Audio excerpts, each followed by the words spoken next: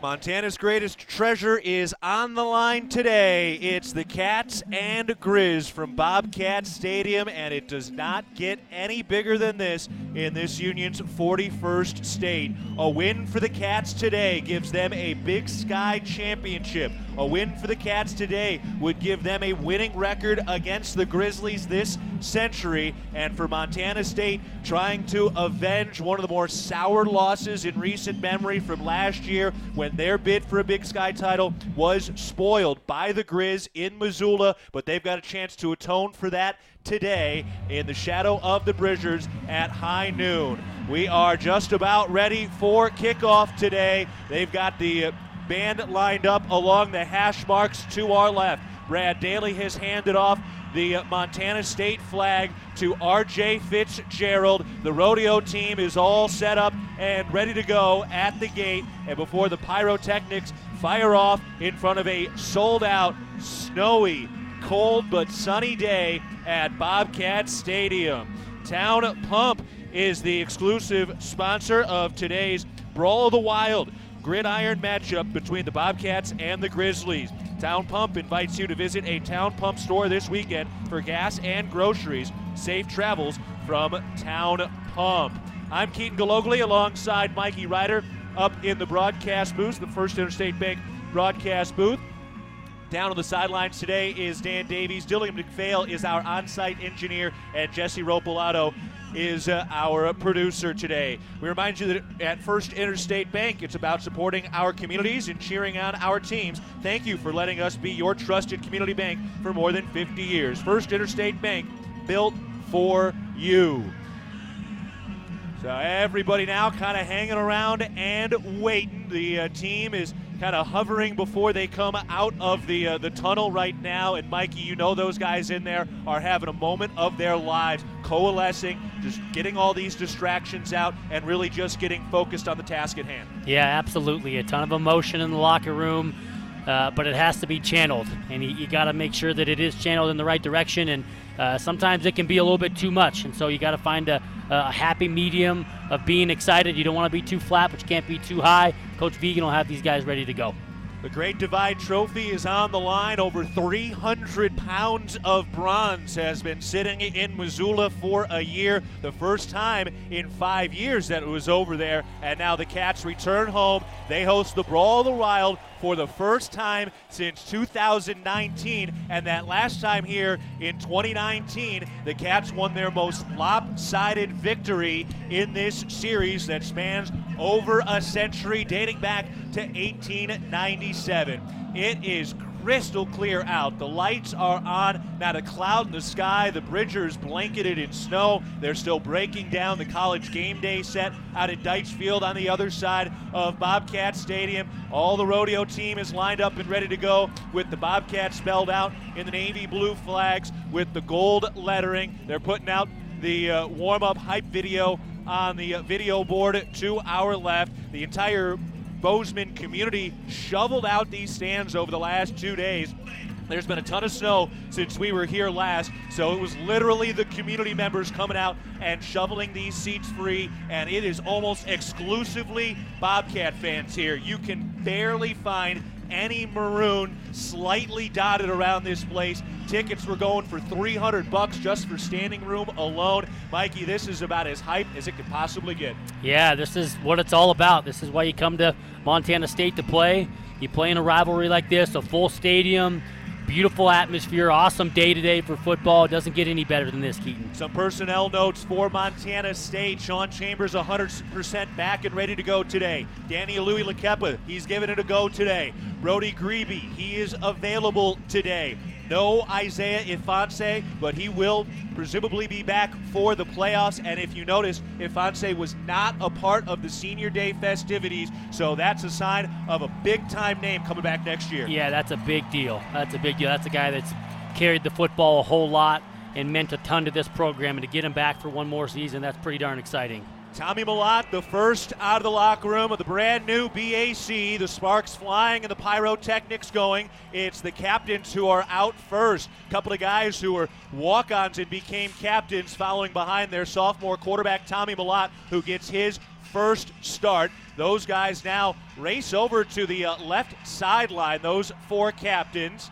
And right now those horses and the rodeo team kind of sitting around ready to go. A few of them starting to get antsy and neighing their way, ready to go. They are the national champion rodeo team, so they know how to handle those horses, but they've had a busy day and they've had a busy week, and now the Cats have come out of the locker room, and here comes the rodeo team. They race across in front of the pyrotechnics and take the field.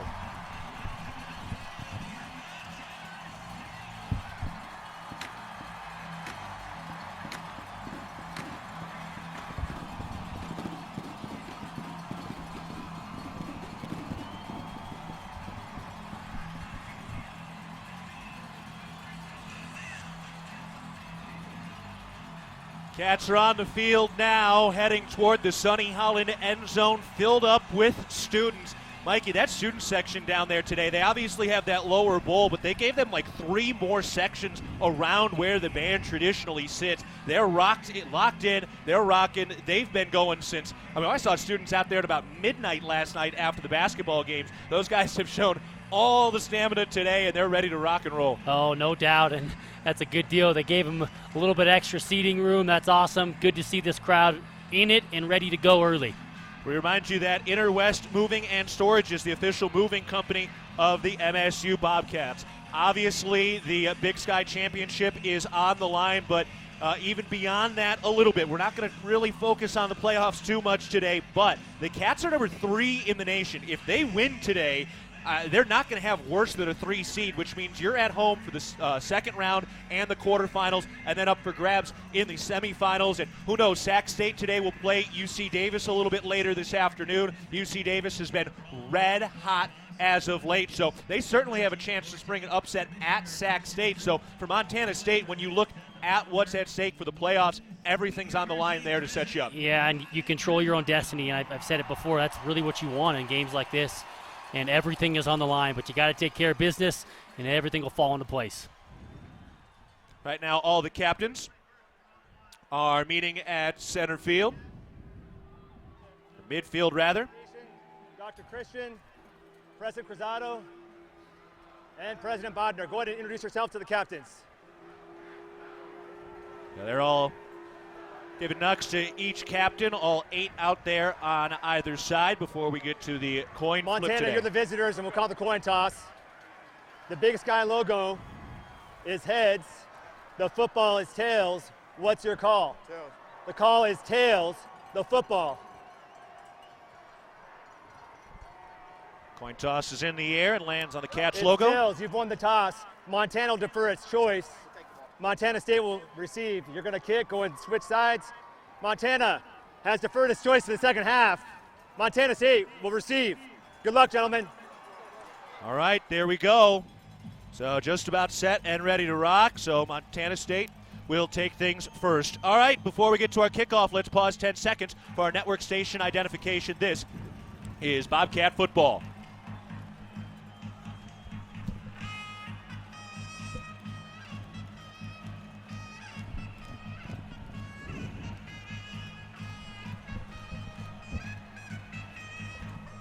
Crowd is rocking. Timmy Trumpets is blaring. Spirit Squad to our right, hopping up and down with the Sonny Holland end zone and the student section. Before we get to our kickoff, Dan Davies is down on the sideline. Dan, how loud is it down there? What's the vibe? You ready to go? Well, I am ready to go. It is not. It is loud right now, but it's nothing like it's gonna be, guys. The vibe is here is off the hook, as former radio broadcaster Chris Atterbury coined the phrase on a Corey Smith touchdown on a kickoff return. So here we go, guys. We are set and ready to rock. The University of Montana, the Grizzlies, they come in wearing their road white uniforms, the silver pants with maroon and white trim coming down the side, maroon numbers outlined in silver. silver helmets, a white state of Montana with a script Griz written across that white in maroon. For the Cats, home white pants, gold and blue along the side, navy blue jersey tops, white numbers, gold Montana State written across the chest, rocking white helmets with a gold M and navy blue face masks. Cats ready to receive. Marquis Johnson, one of the top kick returners in the conference and really in the nation, is back at the goal line in front of that Sonny Holland end zone, and we are ready for football. The wait is over, and it's time to find out who the best football team is in the state of Montana. Montana is lining up now for their kickoff. Nico Ramos, scratch that. I think that's Patrick Rohrbach out there ready to kick it away. Their puncher approaches the football. The right-footed kick is in the air. That's a little bit short. And, Derek Snell calls for a fair catch there at the 5. Marquis Johnson would have had a little bit of a running start on that. He would have. I like the veteran move, though. Derek Snell just taking the ball, and making sure that you get the ball that first possession. I like the safe route there. At First Interstate Bank, it's about supporting our communities and cheering on our teams. Thank you for letting us be your trusted community bank for more than 50 years. First Interstate Bank, built for you. Member FDIC. Elijah Elliott is the starting running back today. Tommy Malott gets his first start in the Brawl of the Wild. Trips to the left, bunched up near the line. Willie Patterson to himself, all on the right side. Malott takes the shotgun snap, fakes the handoff. He runs right, gets past to Derek Snell, block, makes a man miss at the first down marker, and finally brought down near the numbers. How about that block from Derek Snell? First Interstate Bank first down for the Cats. Yeah, great block there. I love just getting the ball in Tommy's hand on the quarterback keep.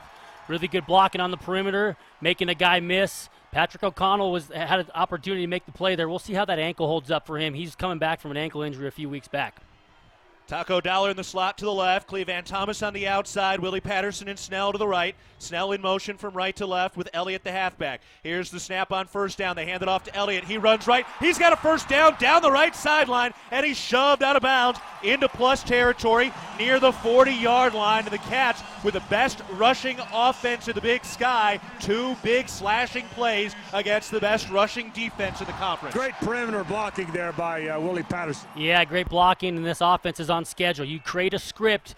Coach Housewright has this script dialed in before the game even goes, so he's got these plays dialed up, and they're on script. It's good to see for the Cat-O. 2 plays, 32 yards. Cats with a first down in plus territory. Here's the snap. Fake the handoff. Malott running right outside the numbers. Turns down the right sideline. He makes a man miss. Malott cuts back left inside the 20-yard line and brought down near the 10. Montana State's offense gashing on 3 rushing plays to start the afternoon.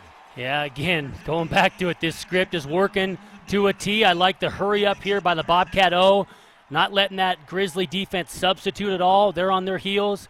See if these Cats can punch it in. Montana State up to the 12-yard line. They're averaging about 44 points per game, and they're knocking on the door now in the Rose Hours red zone. 1st and 10 from the right hash mark.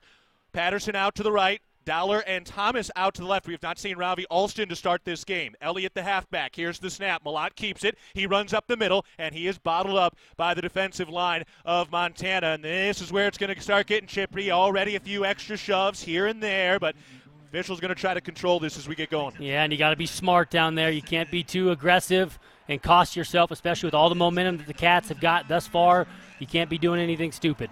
Cats picked up 3 First Interstate Bank first downs on their first 3 plays of the afternoon. Now Montana State will slow it down after a 2-yard gain. 2nd and 8 from the right hash mark at the 10-yard line with 13 minutes to play in the first quarter. 2 to the left, 1 to the right. Snell in motion from left to right. Elliott the halfback. Here's the snap. Malott hands it off. Elliott runs up the middle, cuts back right. Inside the 5, dives forward, and he comes up a yard short. Marked down at the 1-yard line, and that'll give the Cats a first down and a goal to go from 1 yard out. Yeah, what a creative run there. He sliced and diced right through, made something out of nothing there. That was an awesome play call. Here's the snap. Tommy Malott into the end zone. Quarterback sneak and touchdown. Tommy is across the goal line. Cats have struck first on the first drive of the game. Montana State leads 6-0. Yeah, what a commanding drive. Credit Coach Housewright. Love the creativity and just really utilizing your offensive line, leaning on them, and they just expose that defensive front there early. Really good job, good drive by that Bobcat O. Blake Glessner out. Here's the snap, the hold, the kick, and that is good. Blake Glessner, 55 for 57 on PATs. Cats lead 7-0 over the Griz to open things up. Bobcat Nation, Toyota has created a rewards program specifically for you. As part of the Toyota Rewards program, you can win exclusive swag throughout the year, along with receiving a premium giveaway in the mail each time you bring your vehicle in to be serviced at your local Montana Toyota dealers. To join the program, visit msubobcats.com/Toyota Rewards to register. Toyota, proud to be a partner of Bobcat Athletics. Montana State sets the tone. Tommy Malott, the 1-yard touchdown run. Cats lead 7-0. Yeah, what a commanding drive. This Grizzly defense is very talented, very tough. They run a 3-3 stack, and for those guys for anybody that's listening, what that means is they're going to add a fourth and a fifth rusher. You just don't necessarily know where they're going to be. It's hard to account for on offense, and when you're an offensive line, you're always trying to figure out, where you're going, where you're blocking, and with this defense, it can be a challenge, but that's an awesome start there for the Bobcat offensive front in particular. 6 plays, 75 yards, 2 minutes, 39 seconds. That's how this ball game starts. And now this place gets rocking again as the Cats get ready to kick off for the first time from right to left. Glessner approaches. The right-footed kick is in the air toward the goal line, and it is bouncing out of the back of the end zone. Nice job to boot it over. Malik Flowers, an All-American and the all-time program leader in return yards, so got to get it over his head. Yeah, and that's a victory right there. You'd love to see that every single time, and you don't even give him an opportunity to return it. So that's a big win there for that cover unit. Really nice kick. Lucas Johnson leading the Montana offense onto the sideline. They have been carried by their defense this year. Johnson's been injured multiple times this season. There was a minor question on if he would play today, but I think we all kind of knew in our heart of hearts that he was going to be out there tonight. No doubt. Ready to go from their own 25-yard line. Griz with their first offensive possession. We got a whistle, a flag, and a full start. That one goes to Cat Country. Yeah, absolutely. And this is this home field advantage. It's hard to play on the road in this conference. Number 66, 5-yard penalty. It's first down. It's hard to play on the road in this conference, but specifically in this rivalry, it's a challenge because each venue, whether you're in Bozeman or Missoula, it's a big-time home field advantage. We're going to need Bobcat Country all day long. Listen to them now. 1st and 15 from their own 20. Griz with a football going from left to right. Pistol formation. Here's the snap. Fakes the handoff. Johnson looking to throw. Fires to the left side. Incomplete. Oh, and they called a flag. The intended receiver was Keelan White. First of all, that football was behind him, and then he slipped when he tried to come back. I can't believe they're calling pass interference here. Yeah, that was not PI, and yeah, that was thrown behind him. It was uncatchable. Not a good call. He just slipped. Pass interference. Defense. 15-yard penalty from the previous spot. Automatic first down. Bad call. Moving on. So first down facilitated by the pass interference up to the 35-yard line. Cats lead 7-0. They strike on the ground on the first drive of the game. Tommy Malott finished it with a 1-yard touchdown quarterback sneak. 2 receivers left, 1 to the right, pistol formation on the right hash mark. Snap to Johnson, turns, he hands it off. Osmo hits the line and he's dropped immediately. Nolan Askelson wrapping it up around the waist after a 3-yard gain up to the 39-yard line, make that the 38-yard line. Hey guys, if you notice, those snaps are a little erratic. He's had to reach for those last couple times. See if that's going to be a factor. That one chest high, turns, fires to the left side. That one is caught, breaks up tackle, and Flowers is finally taken down right at the first down marker. He picks it up at the 45-yard line. Fresh set of downs for Montana, trying to quiet this crowd down. 11:45 to play in the first quarter. Montana State leading 7-0. Just a simple hitch route there. I'm not sure if he converted it based on some off coverage, but pretty simple pitch and catch. Simeon Woodard just couldn't quite get him down on contact. Pistol formation, and now we've got a whistle. It's like a miscommunication. We got a 4th down marker. They should be switching it to first down. Okay. They still have second. Now we got it to first. Okay, we're good. Back to work.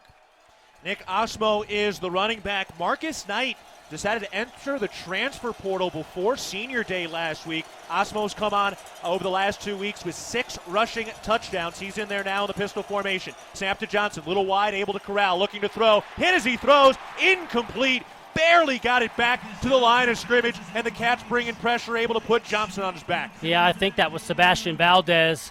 Had a little twist up front between the tackle and the nose guard. Really good job. Tight twist coming off of his blocker, getting a shot on the quarterback. That's going to be key. Got to try and get Lucas Johnson off his spot. He's a tremendous athlete. Got to make him uncomfortable early. Johnson, a 7th-year senior, transferred over from San Diego State. He's from San Diego. Works on 2nd and 10. Griz at their own 45-yard line. Here's the pistol snap. He hands it off. Osmo runs right, trying to get outside, uses a stiff arm, but he's brought down by Nolan Askelson, who just grabbed that stiff arm and brought him to the turf. Callahan O'Reilly helping out as well. Good to see Nolan. He's been so productive these last couple of weeks, and he just has a way to get guys down. That was not a real form tackle, but he brought down a big old 218-pound Osmo really by his arm. Just not going to be denied there. Good to see Nolan Askelson making plays early. Cheetah package on the defensive line for the Cats. Here's Brody Grebe coming back from injury. Kenneth Iden on the inside. Callahan O'Reilly showing pressure on 2nd and 5. Here's the snap. Askelson into the backfield. Johnson fires out to the right side. Caught with a diving catch by Nick Osmo, and they get the first down by 1 yard up to the Cats' 44-yard line. Montana State brought pressure, but Johnson got it out. Yeah, and I don't like it. Nolan Askelson's limping. I'm not sure what happened there. We got Danny Yu in the game now. I just was talking about how Nolan was making good plays. He came untouched on the blitz right up the middle, and that didn't look good. Well, Louis Lekepa's missed the last couple of ball games in there today. Let's see what we get from him. Here's the snap. We got a whistle and another false start. False start. Offense. Everybody but the snapper. 5-yard penalty. Repeat the down. Trying to lighten the mood with some jokes. Yeah, every now and again they throw that out there, and I love it, which means the center was wrong. Clearly everybody else was ready to go, and the guy that's supposed to be the most ready and snap the ball wasn't. Not only is dairy delicious, but it also promotes health as well. Just 3 servings of dairy a day improves overall wellness and may reduce the risk of developing some chronic diseases. Montana State and Montana. Cats up 7-0. 10 minutes to go in the first quarter. Montana, 1st and 15 from the 49-yard line. Here's the snap. They hand it off. Osmo runs into the line, and Callahan O'Reilly meets him immediately. Very short gain, 3, maybe 4 yards. They are in plus territory now, up at about the 47. The Grizzlies sticking to what they like to do in the run game. They're going to utilize a lot of inside zone, okay, similar to us, just not as wide. Those guys are stepping right or stepping left and just kind of blocking an area, not necessarily a man. Bobcats had a really nice run fit there. They're going to lean on Osmo. He's going to get quite a few carries today, I have no doubt. 2nd and 13 for the Griz on the right hash mark in a pistol formation. 2 receivers left, 1 to the right. Here's the snap. They fake the handoff, fired into the flat. Roberts makes the catch, and he's shoved out of bounds immediately up at the 41-yard line. That's Mitch Roberts, the 5th-year senior from Missoula, the leading receiver on this team, over 500 yards now after that catch, and that brings up a big 3rd down. You know, I'm seeing this Bobcat D doing a good job keeping guys in front of him, tackling pretty well. It's going to be a key 3rd down. 3rd and 8. Lucas Johnson will make a change at the line. They've got 3 receivers spread out to the left side, including their tight end, Cole Grossman, who gets used a bunch. 1 man out to the right. Osmo in the backfield in the pistol formation on the right hash mark with 8:45 to play in the first. Here's the snap. Johnson looking to throw. Fires. Caught by Roberts. First down up at the 30-yard line. Ooh, the Cats had an opportunity. That was close to an interception there on the flat. Roberts completes it. First down, Griz. Yeah, a little one-on-one down here at the boundary. Just a stop route. Mitch Roberts going one-on-one with Simeon Woodard, and he won that battle. Just a timing route there right at the sticks. From the right hash mark. 1st and 10 at the 30-yard line for the Griz. Here's the snap. Johnson looking to throw, looking out to the flat on the left side, taking a shot down the left sideline to the end zone. That ball is waiting for the signal. Touchdown! A 30-yard strike from Lucas Johnson down the left sideline, and the Griz strike and respond quickly. Malik Flowers, a heck of a catch. Yeah, that was a really nice throw. Great coverage, really. Not a whole lot of room there to throw it. Pretty good ball. And he just high-pointed it, was able to get that out of the corner's arms. I think that was James Campbell in coverage.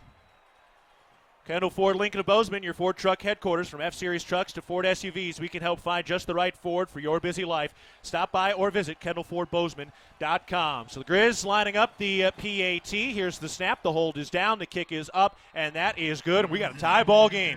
Both teams strike on their first drive of the day. 7-7 between the Cats and the Griz. 8:20 to play in the first quarter. We'll take a break. This is Bobcat football from Learfield.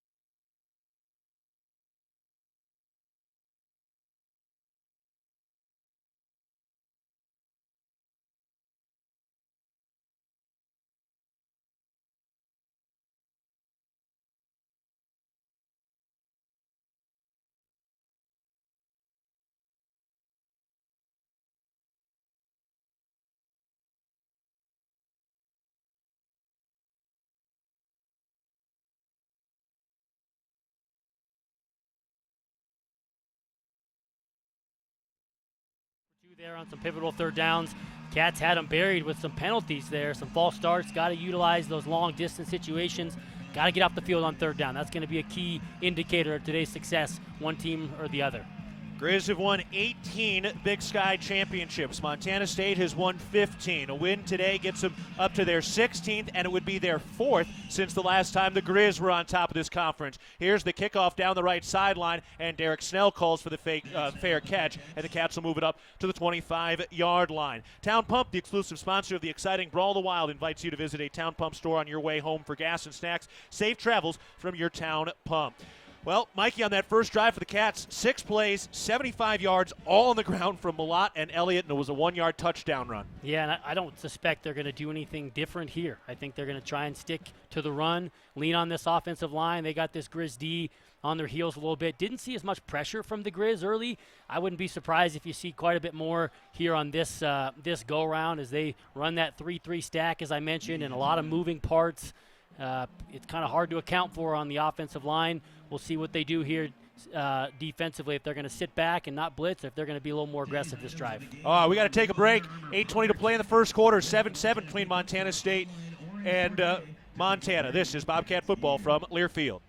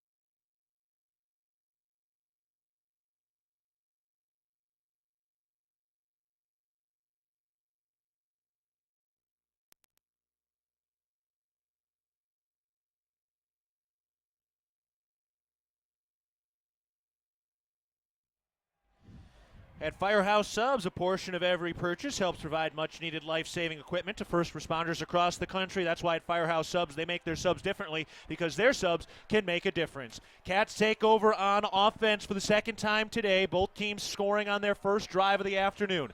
8:20 to go in the first quarter.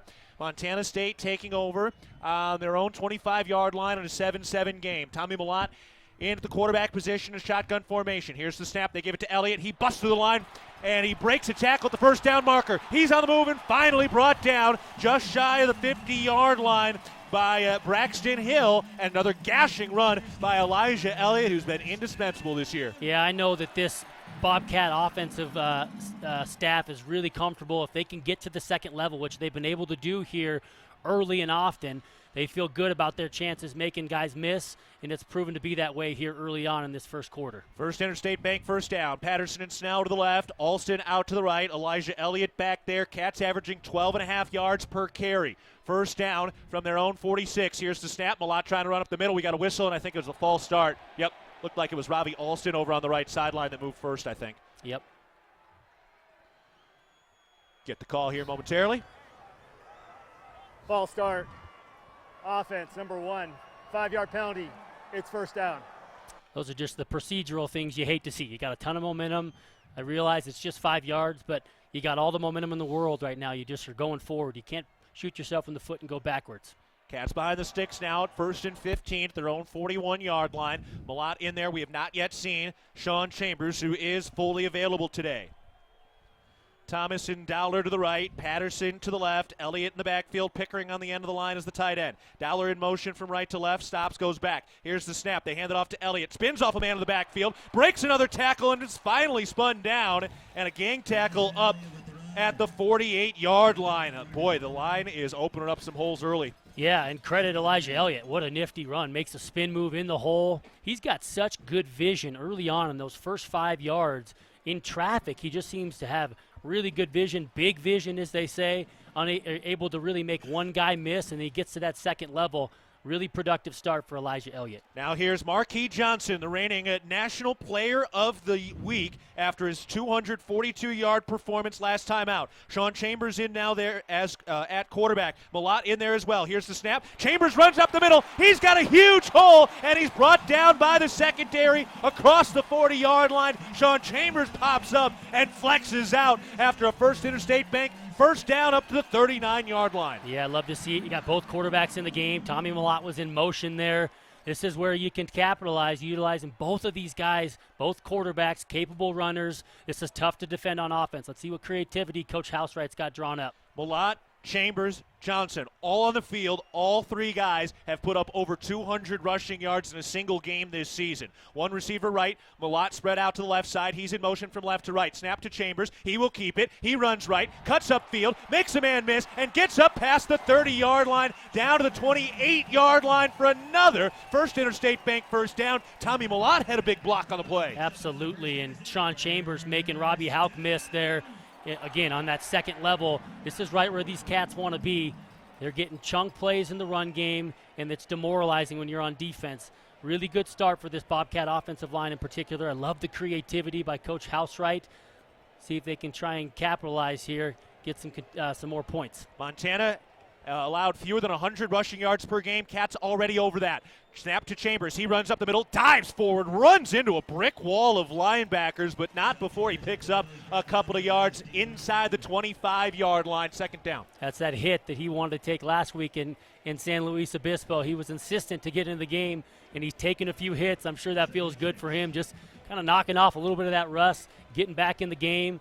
It's good to have him back as part of the fight. We talked about it, him and Brent talking at halftime at Cal Poly last week, and Chambers told him straight up, I want to get hit this week, and Brent responded, you got plenty of time to get hit next week. Chambers and Malott in the backfield. One receiver right, two to the left, including Marquis Johnson. Pickering in motion from right to left. Here's the snap to Chambers. He hands it off to Malott. He runs right across the 20-yard line, spins off a man, and slices between two defenders before diving down out to the 12-yard line. into the Rose Hours red zone. First Interstate Bank first down. Cats are getting whatever they want on the ground. It sure seems that way, and it's tough with all the creativity. You mentioned it. You got 3 guys in there that have done a ton of damage throughout the year. Marquis Johnson, you got Sean Chambers and Tommy Malott. Tough to defend it all. I love getting these wrinkles in early. This Grizzly defense has got their hands on the hips, and they're moving backwards. Malott spread out to the right side as a receiver. Chambers at quarterback. Marquis Johnson next to him as the halfback. Patterson spread out to the left side. Malott in motion. They give it to him. He runs left. Inside the 10-yard line. Tommy, touchdown! He bowls over Corbin Walker and somersaults into the end zone. Touchdown, Montana State.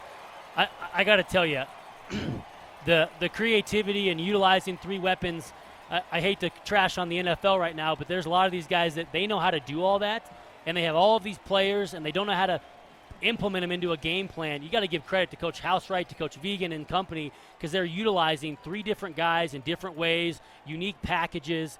I'm impressed. Really good start for this Bobcat O. 2 town pump touchdowns for Tommy Malott. Sullivan the snap, Leighton the hold, Glessner the PAT, and the Cats have a 14-7 lead. That was Tommy Malott taking on a cornerback, and he ran right over him into the blue turf for a touchdown. We'll take a break. 4:21 to play. Montana State leads 14-7 over the Griz, thanks to 155 yards on the ground. Taking a break. This is Bobcat football from Learfield.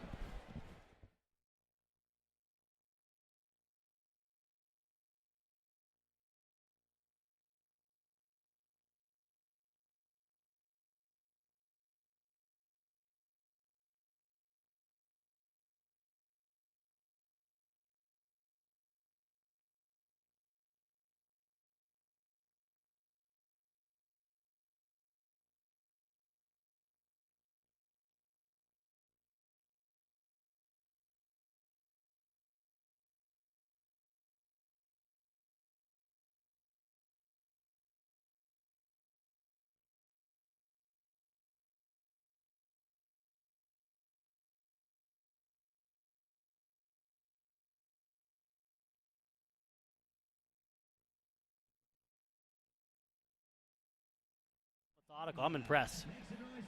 Season high allowed by Montana, 192 yards against Weber State. We're at 155. Yeah. They haven't even thrown the ball yet. No.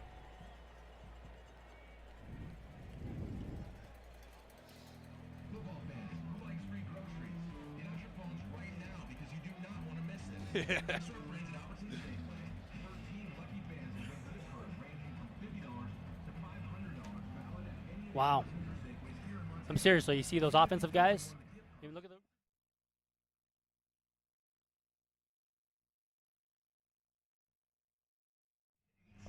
Montana Farm Bureau, the grassroots voice of agriculture, advocating for farmers and ranchers across our state and leading Montana toward a future with a prosperous agriculture economy and thriving rural communities. Join us at mfbf.org and go Bobcats. Montana State, 155 yards on the ground on 13 plays, 2 touchdowns, both from Tommy Malott. Cats lead 14-7, 4:21 to play in the first quarter. Dan Davies is down on the sideline. Dan, what an incredible start for this Cats rushing attack. Yeah, just not having to throw the ball yet, but we were talking about it here off the air. Which team is going to flinch first? 3 possessions, 3 touchdowns. When you look at this offense for Montana, Mikey, it has not really been very consistent this year. No, and they've struggled to produce drives. Really, the first drive that we just saw, that's one of the more productive drives that we've seen all season from them. At least I haven't watched every game, but they've struggled on the defensive side. So I love this Bobcat defense's chance of getting a stop here, getting that ball back, and harness a lot of momentum. Glessner kicks it away from right to left. Flowers is going to have a chance here. Makes the catch at the 1. He's on the move along the left hash mark. He breaks through the first man and is undercut just shy of the 20-yard line. And a nice job by the Cats on coverage that time. We got to put what the Cats are doing into context here. 155 yards, 12 yards per carry.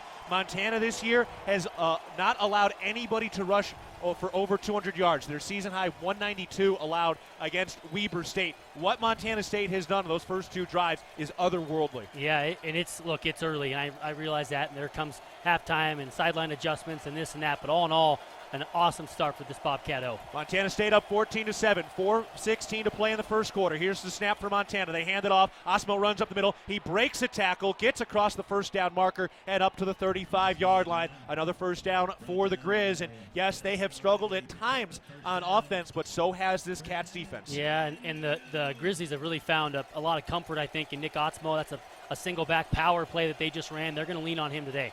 Here's the snap. They hand it off. Osmo runs into a line, and he's bottled up. 2 guys were there. Callahan O'Reilly was a part of it. Paul Brott was in there as well on the stop. No gain, maybe a half yard. 2nd and 9 officially. 3:40 remaining in the first quarter. 2 receivers left, 2 to the right. Pistol formation on 2nd and 9. Griz at their own 36-yard line. Here's the snap. Johnson fires into the flat. Incomplete. Bad pass. Really shorted it to Ryan Simpson there. And now here comes 3rd down. Yeah, and I'm not sure if the Cats are going to bring any pressure here, or sit back in zone. But Lucas Johnson can beat you with his arms, so if you're going to blitz, you got to make him pay. Pivotal 3rd down here for this Bobcat D.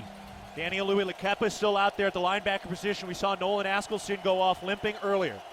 3rd down. 9 to go from their own 36. Shotgun snap. Johnson, we got a whistle and a flag. Looked like that snap count was off, and Bobcat country getting as loud as you possibly can. Offense, number 55. 5-yard penalty. It's 3rd down. 3 false starts for the Griz. Yeah, and this home field advantage, it's so important for this crowd. I can't really emphasize it enough. It's such an advantage. And this Cat country's got to be loud here on these 3rd downs. They play a role in this thing. 3rd and 14 now at their own 31. I mean, listen to this place. If it had a roof, it'd be long gone. 3rd down snap. Johnson looking to throw. Takes a shot down the left sideline. Incomplete. A little bit of a shove that time from Ryan Simpson trying to get off Simeon Woodard. Woodard's got a few words for Simpson, and they get the 3rd down stop. And for the first time, we will see a punt. Somebody's flinched. I love that positioning by Simeon Woodard on the outside. Almost took the basketball technique, just almost boxing a guy out, using his butt. And you can't call somebody for pass interference doing that. He was kind of maintaining his position. I love the coverage. Awesome to force a punt. Taco Dollar is back. Here's another strength v strength.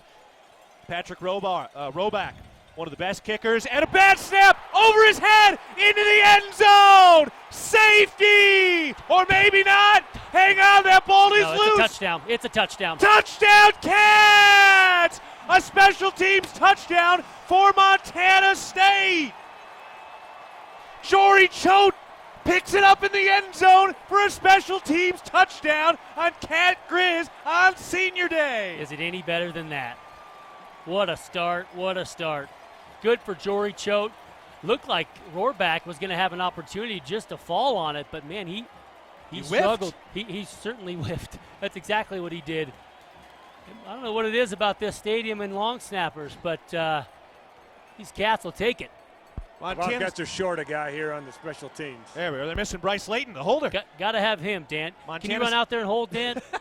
Cats up 20-7. Hey, it's still legal to drop kick. You know that, don't you? That's right. That's right. 3:13 to play in the first quarter. Montana State 3 touchdowns on 2 possessions.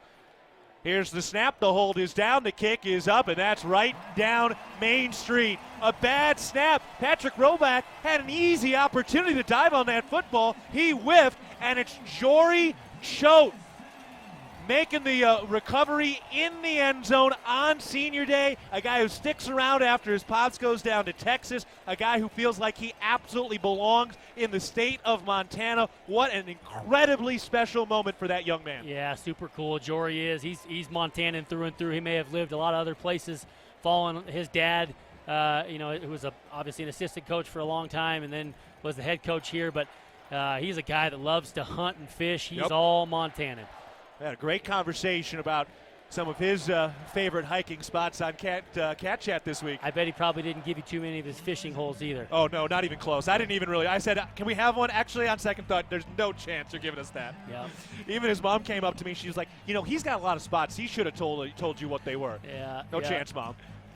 Yeah, that's funny. It's kind of a secret, man. Hunting and fishing spots.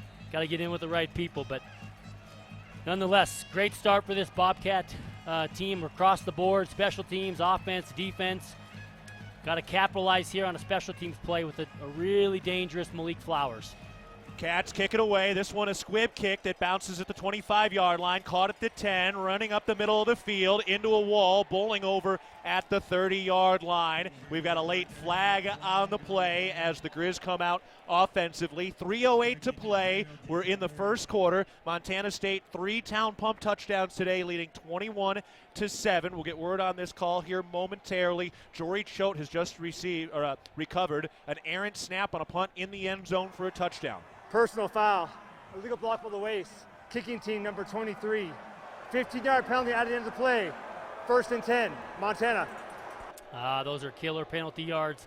When you're running down on kickoff, you cannot try and take somebody out at the knees when they're trying to block you, even if you're trying to set the edge or anything like that. So killer penalty given Grizzlies pretty good field position. Haven't seen Nolan Askelson back in the game, by the way. Danny Yu is back in the game. Good to see him. Looks fairly healthy. Empty backfield, 1st and 10 at their own 44. Here's the snap. Johnson under pressure. Shuffles off a man in the backfield. He's on the move with the ball tucked, and he slides down at the 45. Ooh, they're going to actually mark him down at the 48-yard line. It's where you start to go down. So he's shy of that first down marker, and that'll bring up 2nd down. Boy, that was a heck of a move to get out of traffic in the backfield. Yeah, he's a capable runner. He's a guy that when he is scrambling like he just did, he scrambles to run. He's not necessarily keeping his eyes downfield to throw. About 5 yards per carry for Lucas Johnson. 3 receivers left, 2 to the right, empty backfield. Here's the 2nd down snap. He's under pressure again. He's brought down. A sack in the backfield. Blake Schmidt bringing him home. Good to see Blake Schmidt get on the action. And it's 4 on 5 there when you got empty. You got 4 rushers on the defensive line. They beat the 5 guys of the Montana Grizzlies offensive line and got home and found a way to get a sack. Another huge 3rd down here for the Bobcat D. 3rd sack for Schmidt. 3rd down and 8.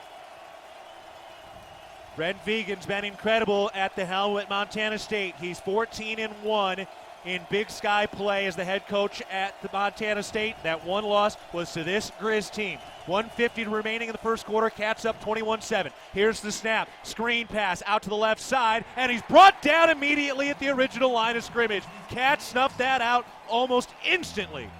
Yeah, and the Grizzlies had a little tunnel screen going. Really good job by Brody Grebe, as they call it, retracing. He feels that screen when his offensive lineman lets him go free. He feels that screen. He retraces. He gets back in the chute, as they call it, and he tries to make a play. Good job recognizing that screen on 3rd down, and the Cats brought pressure, and really good job getting off the field. Griz ready to go again for another punt attempt. They snapped it over the head of the punter last time. This one bobbled by the punter. Roback picks it up, able to get that thing up in the air. That's a heck of a punt and a fair catch by Taco Dollar inside the 10-yard line. Patrick Roback has had a couple of issues. He's bobbled some snaps this year. Yeah, and he clearly wasn't feeling it there either, but he has got a powerful leg. He really is a weapon. You saw it right there. He was rushed and still had a booming punt. Mountain Cold Refreshment made to chill. 2022 Coors Brewing Company, Golden, Colorado. Celebrate responsibly. We also remind you that Builders First Source is the leading supplier of professional-grade building materials. Find one of our 9 Montana locations at BLDR.com. Builders First Source, a proud sponsor of Bobcat football. Montana State backed up at their own 10-yard line. 1:05 remaining in the first quarter. Cats up 21-7. 2 rushing touchdowns from Malott, 1 special teams touchdown from Jory Choate. Man in motion from right to left. Here's the snap. They hand it off. Elijah Elliott runs right, and he is met after a 2-yard gain running outside the hash marks. 2nd and 8. Yeah, just another outside give. Got a puller leading up there for Elijah Elliott. Still able to move the chains, move the yardage just a touch. Positive yardage. This Bobcat offensive line has done a great job so far. One of the best in the country, and they had some of the most question marks at the start of the season. Clock running, 35 seconds left in the first quarter. Montana State up 21-7, facing 2nd and 8 at their own 12-yard line on the right hash mark. Marquis Johnson back in there after breaking off 4 touchdown runs last week. 3 receivers right, 1 to the left, the snap. They give it to Johnson. He runs right, turns upfield the numbers, and he is bottled up, but after a solid gain, he will get up to the 17-yard line, and that'll make it 3rd and 3. Nice run. Yeah, 3rd and manageable. This is right where you want to be. And given these chunk plays that the Cats have gotten on the ground, I don't look for it to be any different. They're going to be able to move these chains here on a pivotal 3rd down. Cat Chat is presented by Buffalo Wild Wings each Wednesday during the football season.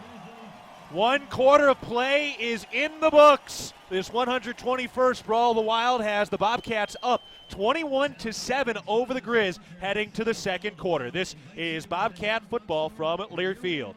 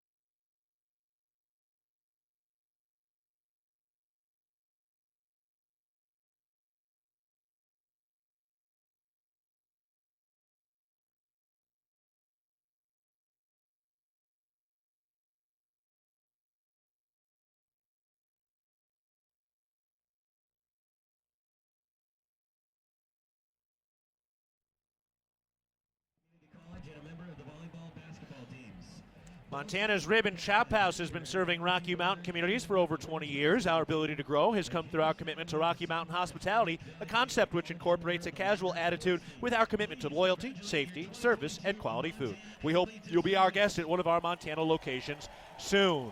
Montana State leading 21-7 over Montana. Getting ready to go for the 2nd quarter of play. Let's get to our Town Pump stats in that first quarter. Montana State did not attempt to pass. Still hasn't. 13 rushes, 155 yards, 2 rushing touchdowns, both from Butte native Tommy Millott. One was a 1-yard quarterback sneak. Another one, he ran right over a cornerback on a 13-yard strike, and now Montana State will face 3rd and 3 from their own 17-yard line when we get going again. Yeah, we talked about it at the break. I wouldn't be shocked to see Sean Chambers get a carry here on 3rd and 3. He's such a luxury, a big body guy. He can get downhill, tough to bring down.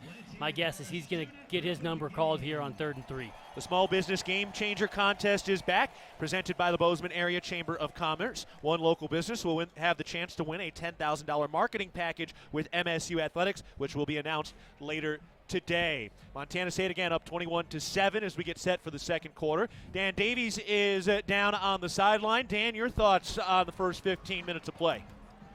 It's never surprises me the electricity in this football game, but how many times have we seen a special teams play make a difference in this game? And thus far, that's a huge play for this Bobcat football team to have this lead 21-7. What a magical moment for a young man like Jory Choate, who's been on the road really his entire life, found a home here in Montana, went to high school here in Bozeman, decided to stay here when his father left during that coaching change, and has been lauded as really one of the glue guys and earned a scholarship at the beginning of the year, and he earned the scholarship with a touchdown recovery after a bad snap in the end zone next to the BAC, and that's given the Cats a 21-7 lead.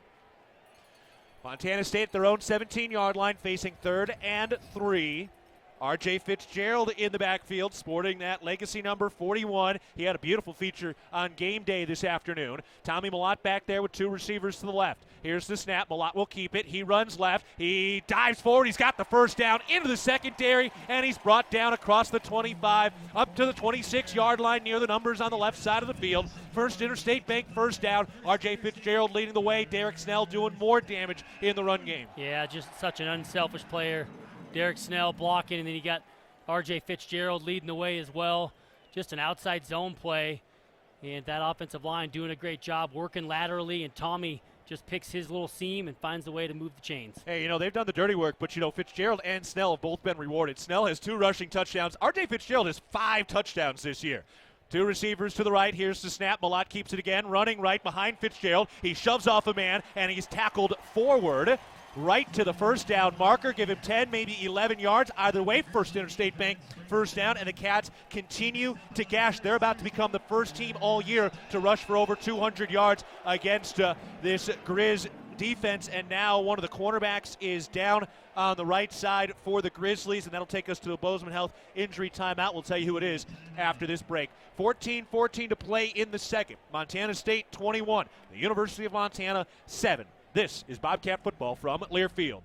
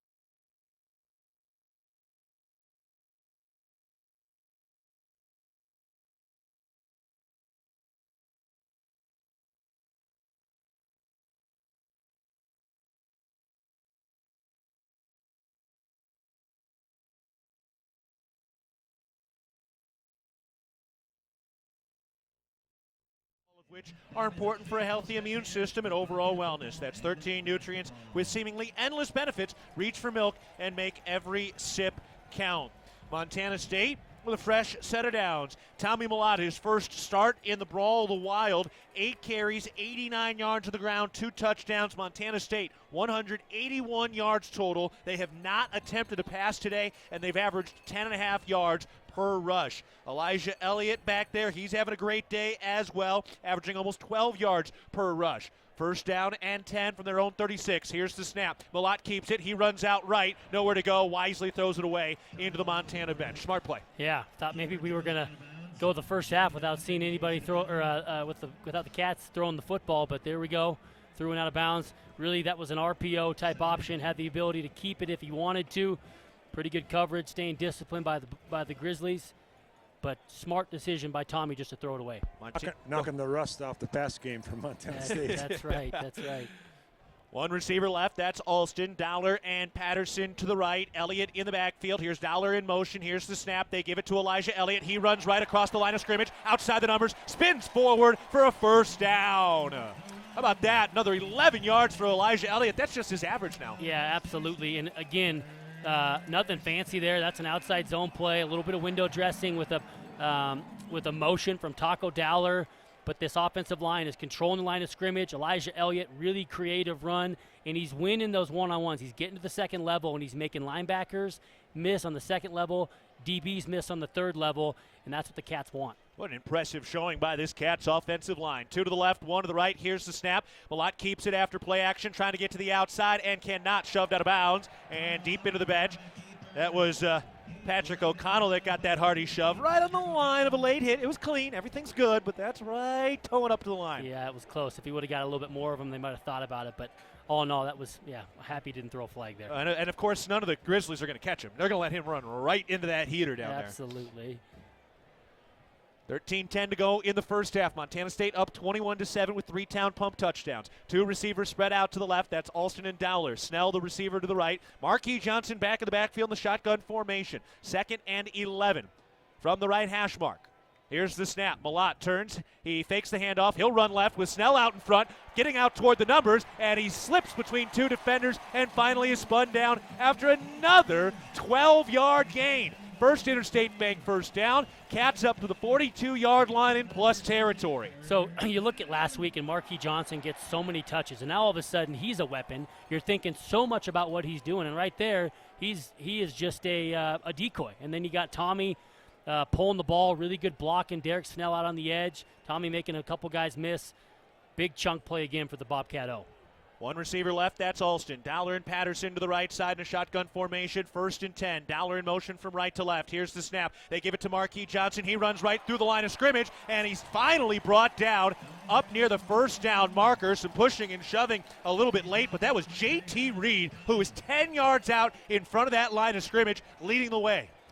And keep in mind, this Bobcat offensive line, this is not the starting unit from way back in early September. These are guys that have stepped up, and we've had injuries on this offensive line, and credit to Coach Brian Armstrong and the rest of the staff getting these guys ready, and they are controlling the line of scrimmage, and that is the difference right now today. Cats over 200 yards rushing. That's a season high allowed by the Griz, and it's come in just over a quarter. Malott lined up to the right side. Chambers in the backfield. Here's the snap. Chambers keeps it. He runs up the middle, and he is bottled up after 3 or 4 yards. Pushback never went down. Oh, that's late. There's the flag. No question about it. Robbie Hauk was down there. No need. Chambers is fine. They had blown the whistle. They were finally coming off, and Hauk shoved him down. And that was horrible. That was horrible. It was an easy call. And now he's getting in somebody else's face. A really, really easy call. He had him single-legged and took him down there late. That's an easy flag. It's coach's son. You got to know better. You'd think. After the play was over, personal foul. Defense, number 17. Half the distance to the goal. Automatic first down. Interwest Moving and Storage is the official moving company of the MSU Bobcats. It's very surprising to see that from a guy who's a senior leader, all-time leading tackler in program history. He's the head coach's son, and he's going to make a mistake like that, and the Cats will take it. Going to bump him up to the 15-yard line, and it's into the Rose Hours red zone. Yeah, and I'm a defensive guy. You guys know that. I'm all for letting guys play and making it physical. I think that's an awesome thing, but, man, that was super late. 1 receiver left, 1 to the right. Pickering and Snell shuffle over to the left side of the line with Marquis Johnson in the backfield along with Chambers. Malott in motion from right to left. Here's the snap. Chambers runs up the middle. Not much doing. He's grabbed around the ankles and finally pushed down. And then Robbie Howe came down again and punched him in the face. He kind of shoved down on one of the offensive linemen hand first. He was already down on top of one of the offensive linemen and used his hands into his face. Robbie Howe's getting dirty, and he's getting a word from the officials right now. Yeah, and they're going to warn him there, which they just did. We'll see if he can contain it. But yeah, this is a classic emotional type situation here in this football game, and the people that can't control their emotions cause problems for their team. He just hit J.T. Reed in the face while they were down to the ground after the whistle. Malott out to the right side, spread it as a wide receiver. He's in motion from right to left. Chambers takes the snap. He runs up the middle, and he's hit in the backfield, and he's brought down. That was good pressure coming in from the outside. That was Justin Ford, and he's able to get the stop in the backfield. He pops up, punch in the air. Cats up 21-7, 10 minutes to go in the second quarter, and Montana State facing 3rd and 9 after a loss on that play from the 13-yard line out in the Rose Hours red zone. Yeah, they tried to call it just a quarterback power play. It had a little jet sweep on it as well, just trying to get those linebackers out of their gaps.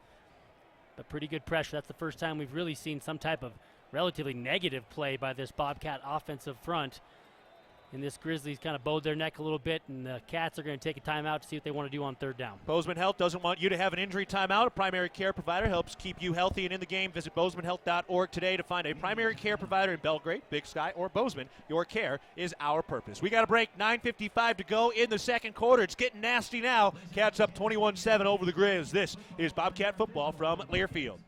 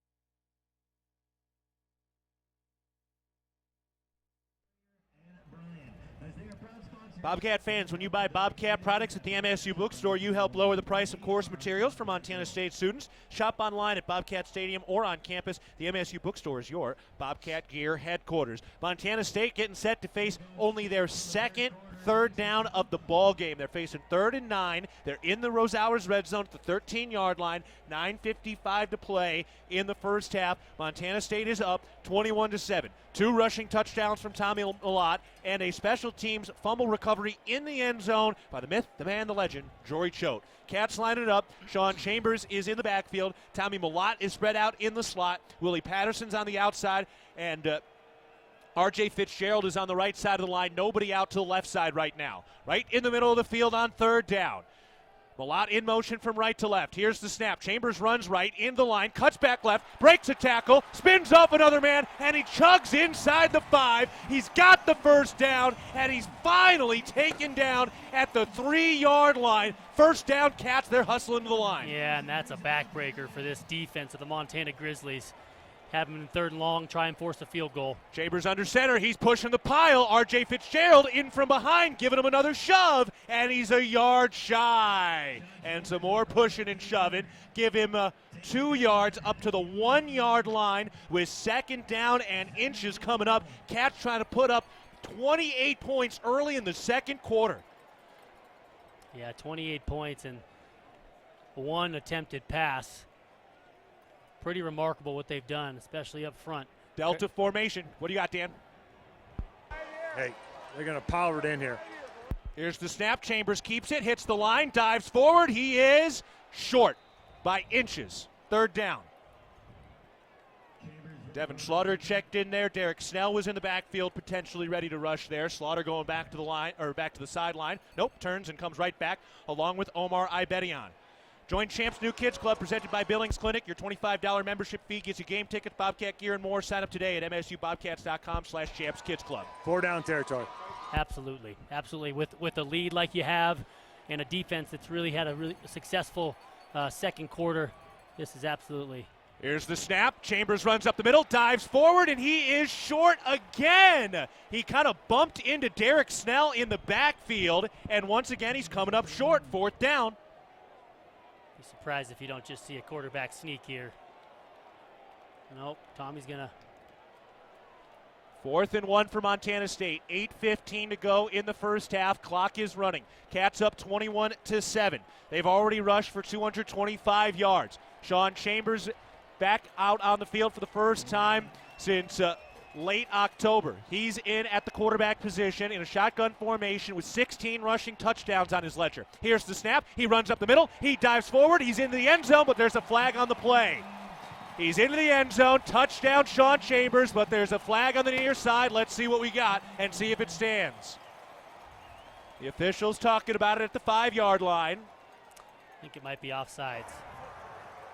Rolling field, it's a touchdown. Offside. Defense, Touchdown, Montana State. Number 17 for Sean Chambers. 17 touchdowns. That is remarkable.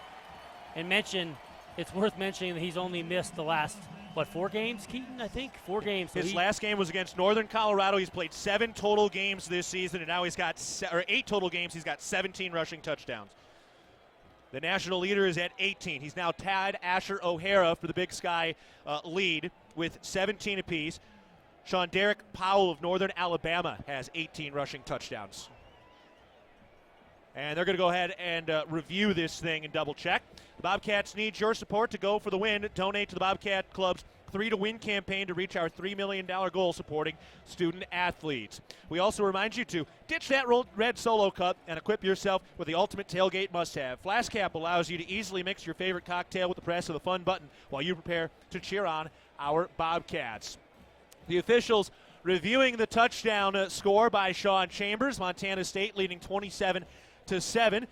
They've now scored 3 Town Pump rushing touchdowns, 1 special teams touchdown, and they're just double-checking to make sure he got in. I thought it looked like he was pretty surely in. I thought so, too. Here we go. Didn't have a great angle, but. It's a touchdown. Welcome back to the lineup, Sean Chambers. 10 carries, 42 yards, and a touchdown. Cats have averaged 8 yards per carry, 226 yards on the ground. That's almost 30 yards more than the most that the Griz have allowed all year long. Sullivan ready to snap the PAT. Right on the money. Leighton puts it down. Glessner puts it up and through. Montana State leads 28-7. 7:52 to go in the first half. All they heard was about how great this Grizzly defense was. They came out and they've poured 28 points on them. We're going to break. Your score one more time. Montana State 28, Montana 7. 7:52 to go in the first half. This is Bobcat football from Learfield.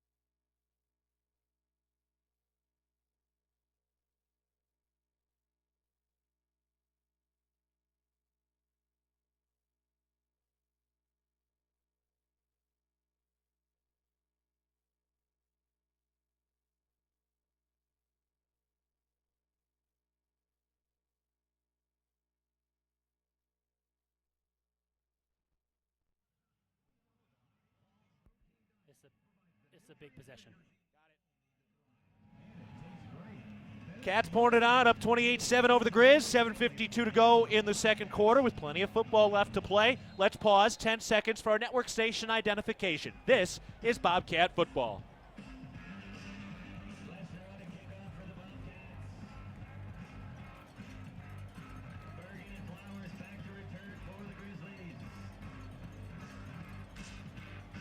The lights have never been quite this bright on the Brawl of the Wild, and the Cats have shown up. They lead 28-7 over the Griz. 7:52 to go in the first half. I'm Keaton Galogly alongside Mikey Ryder. Dan Davies is down under that crisp blue sky on a cold late November afternoon. Dylan McPhail is up in the First Interstate booth as our on-site engineer, and Jesse Ropolato is back in the studios.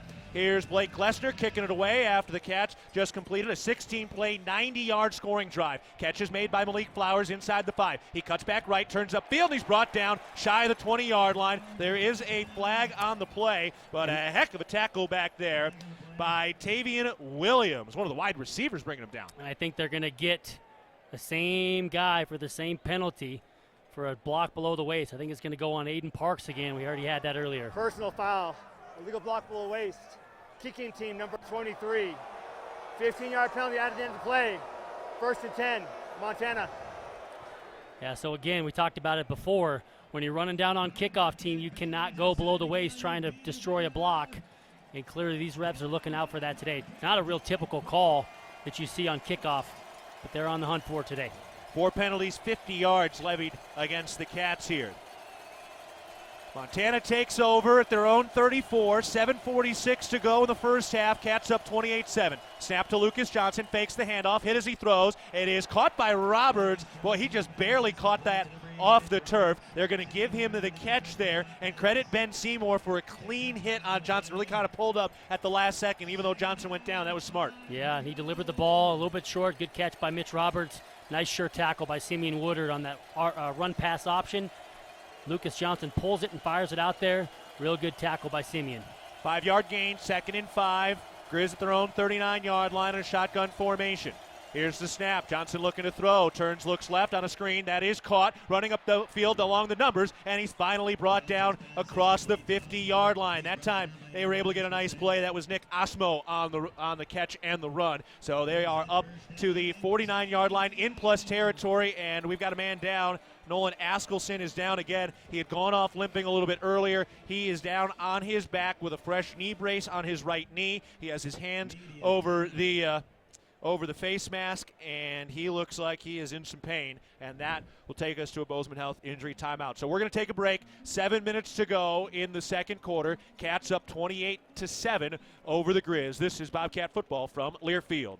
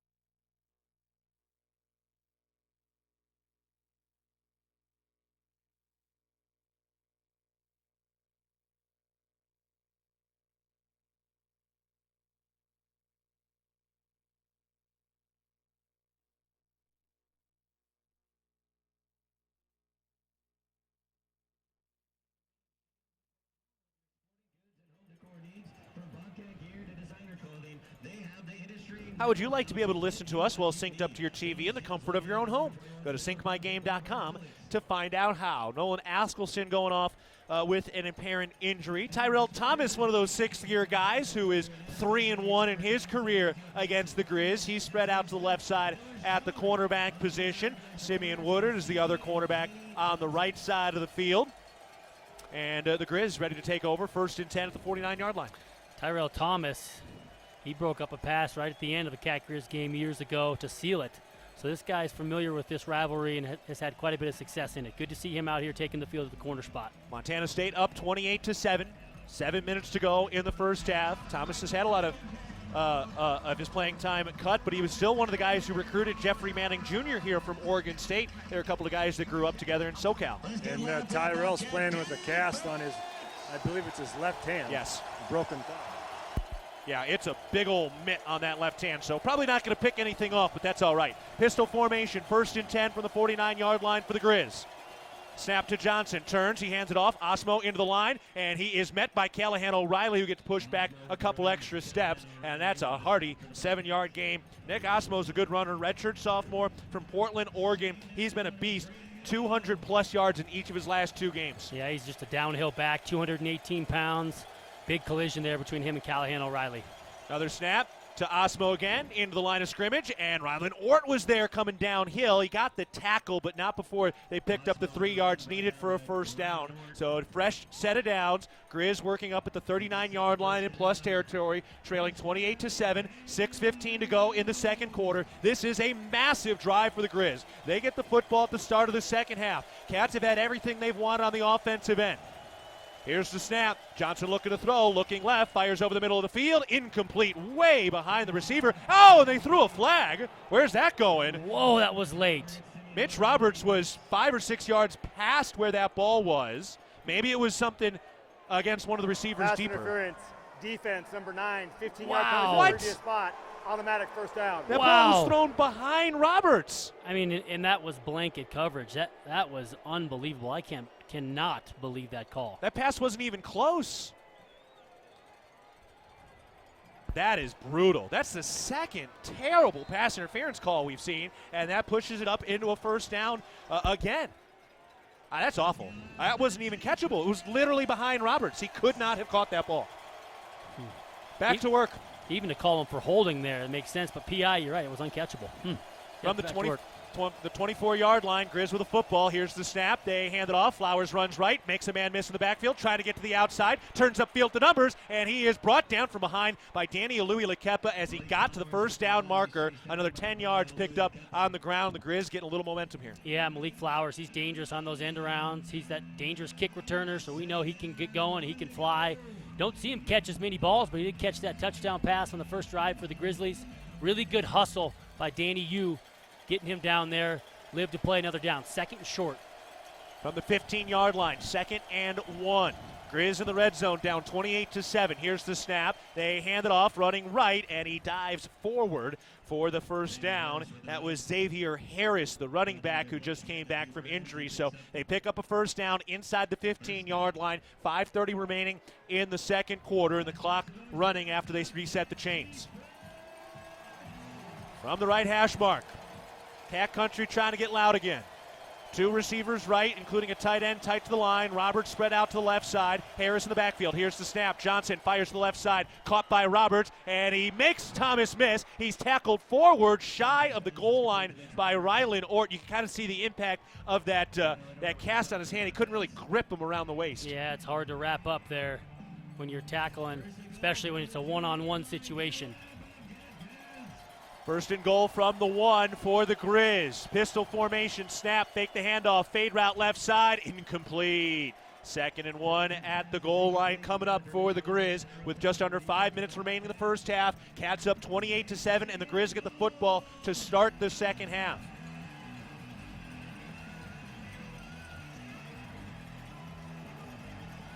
Paul Brott coming into the middle of that defensive line. Thomas racing off. And Alex Johnson checking in, ready to go. 2nd and 1, goal to go.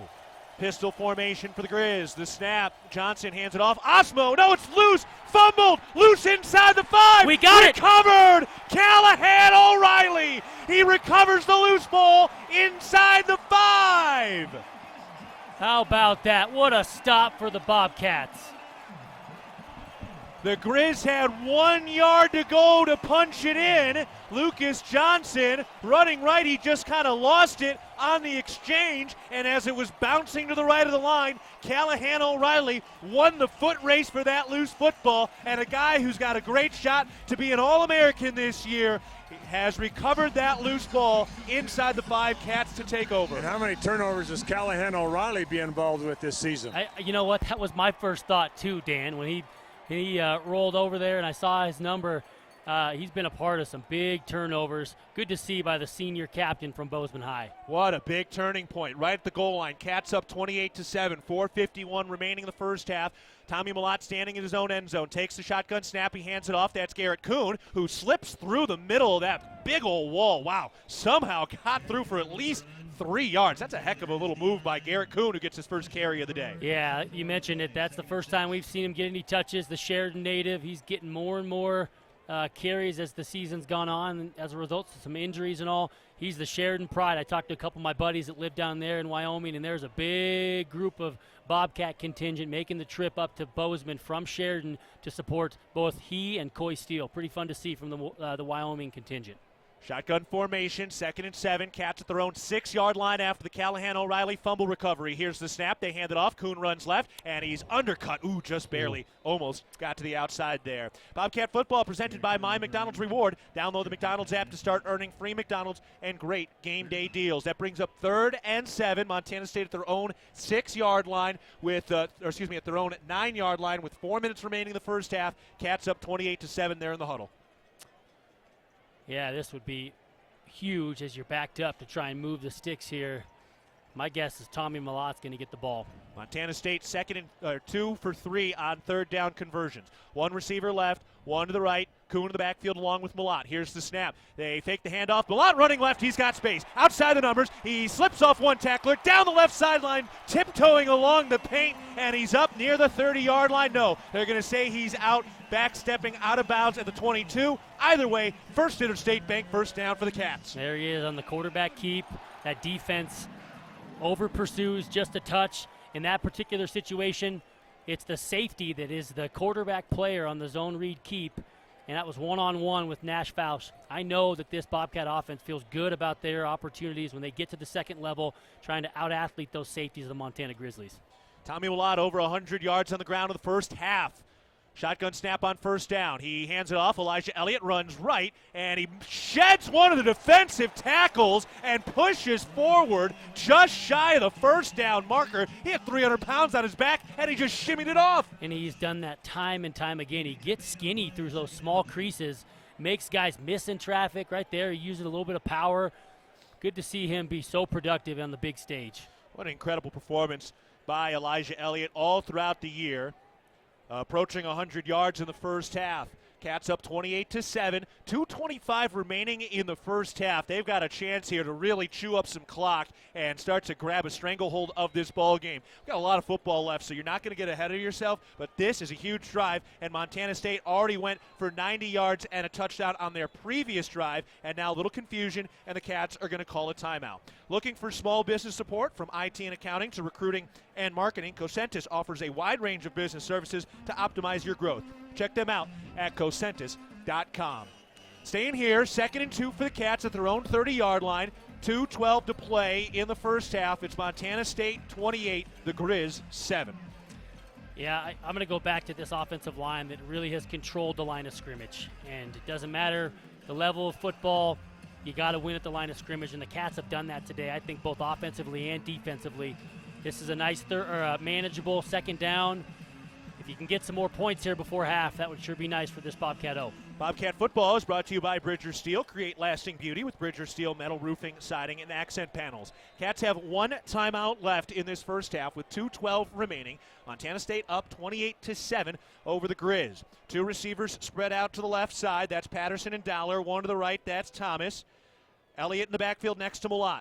Shotgun formation in the middle of the field. Second down snap. Fakes the handoff. Looking to throw into the flat. Caught by Pickering. Turns upfield the numbers across the 40. Makes Hauk miss. He's across the 50-yard line, and he's tackled forward. Cleveland Thomas, Taco Dowler with a couple of big blocks downfield, and Trayton Pickering shimmying off of Robbie Hauk. And Justin Ford is downfield. He was getting blocked pretty hard, and he wanted to hold, but he was getting owned on the perimeter there.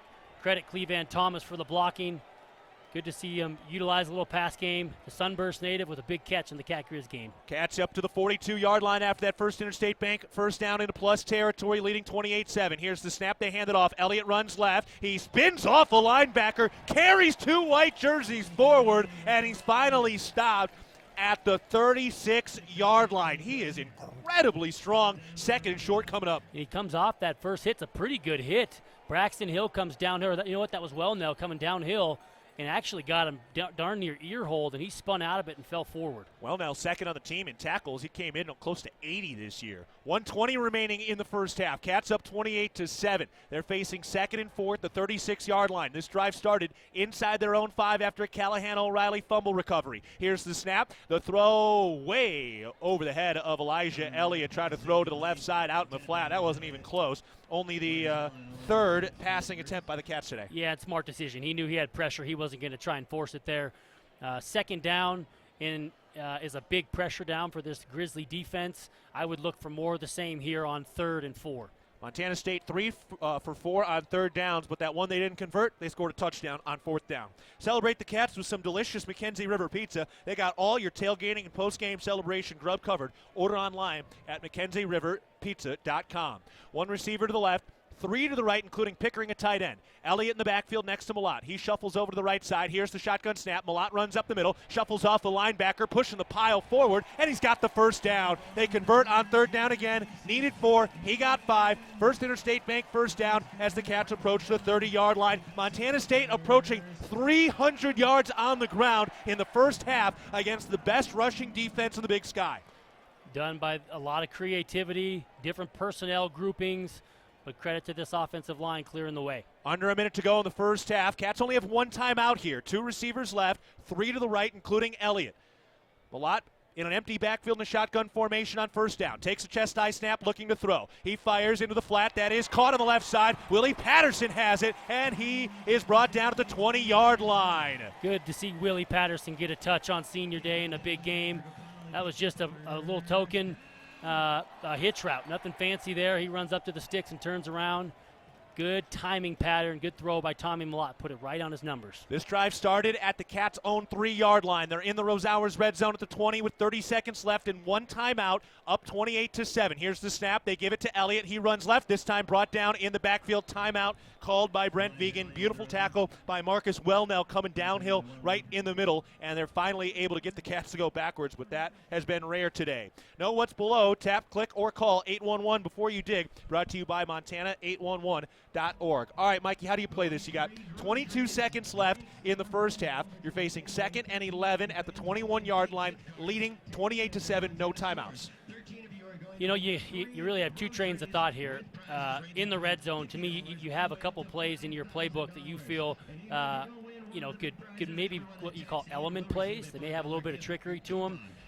We could see something like that because you go up 35-7. That's a pretty big momentum swing, and you already have it. So you look at it that way, or do you go and play it safe and just try and center the ball up, knowing you're going to have the opportunity to kick a field goal? But I assume that they're going to throw the football because they do not have a timeout left. So kind of to answer your question, I don't know. There's a whole lot between the time that's left, no clock, or no timeouts, and so it'll be interesting to see what Coach Vegan and company's got called. Yeah, you could take maybe 2 passes, but if you run, you can only run once because you're going to have to spike the football to get a field goal off. Yep. 2 receivers left, including Coy Steele. 1 to the right, that's Cleveland Thomas. Elliott in the backfield on 2nd and 11 at the 21-yard line. Elijah Elliott next to Tommy Malott on the left side on the left hash mark. Here's the snap. They hand it off. Elliott does run right, turns upfield at the right hash marks, and he's tackled forward inside the 20-yard line. Clock running. 15 seconds left in the first half. Cats are going to have to spike this here to get Glessner an opportunity at a very reasonable field goal. 9 and then 8 seconds. Winding down. Malott under center. 6 and then 5. Here comes the snap. 4. Here's the snap. He spikes it down. 2 seconds on the clock. Beautifully done. Cats are going to line up a field goal on the right hash mark. Set up after that huge fumble recovery by Montana State. Let's go back real quick. Remember, the Griz were knocking on the door to make this a 2-score game. They fumbled the football at the 1-yard line, and now Montana State has a chance to turn that into points with one of the best kickers in the Big Sky. Yeah, this is a big kick because you don't want to give any momentum here to the Grizzlies. This operation time is key. Got to have a good snap to start.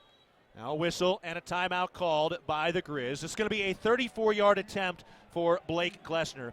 Bobcat football presented by My McDonald's Rewards. Download the McDonald's app to start earning free McDonald's and great game day deals. What a year it's been for Blake Glessner. It hasn't been perfect. He's had a couple of kicks blocked. He's missed 2 PATs this year, but you just look at his body of work. This is going to be less than 40 yards. He's 9 of 12 on field goal attempts from less than 40 yards. His season long is 51, and we've seen leg long enough to about 60. Yeah, he has got a very capable leg. He's got the distance. Just want to get the height here because the distance isn't going to be an issue. Just want to make sure you get that thing up and over. It all starts with good operation time for the snapper, a nice hold, but got to have good protection and solid up front. Just under 20 degrees. I don't know how hard or frozen those footballs are going to be. They're probably okay, but they're certainly not warm.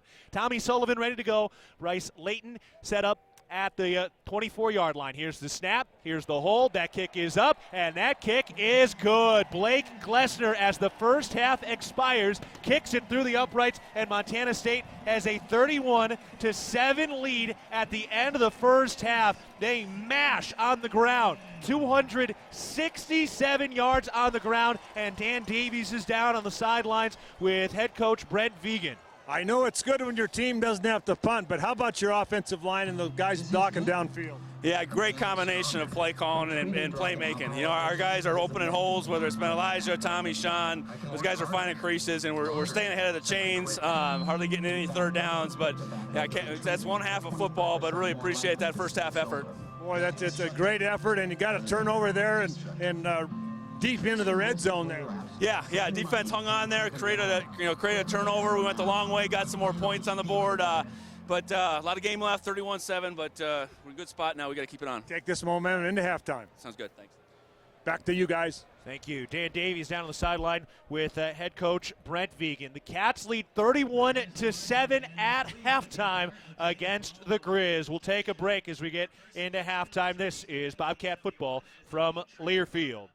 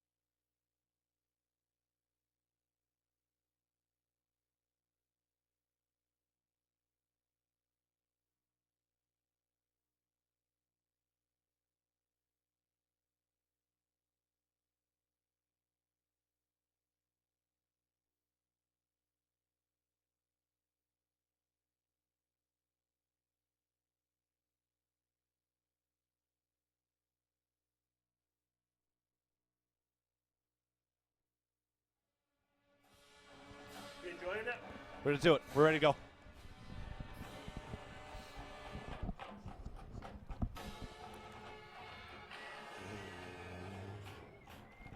Montana State at halftime leading the brawl up 31-7 over the Griz. I'm Keaton Galogly, along with a special guest now, Daryl Schlem, the CEO of the Bozeman Area Chamber of Commerce.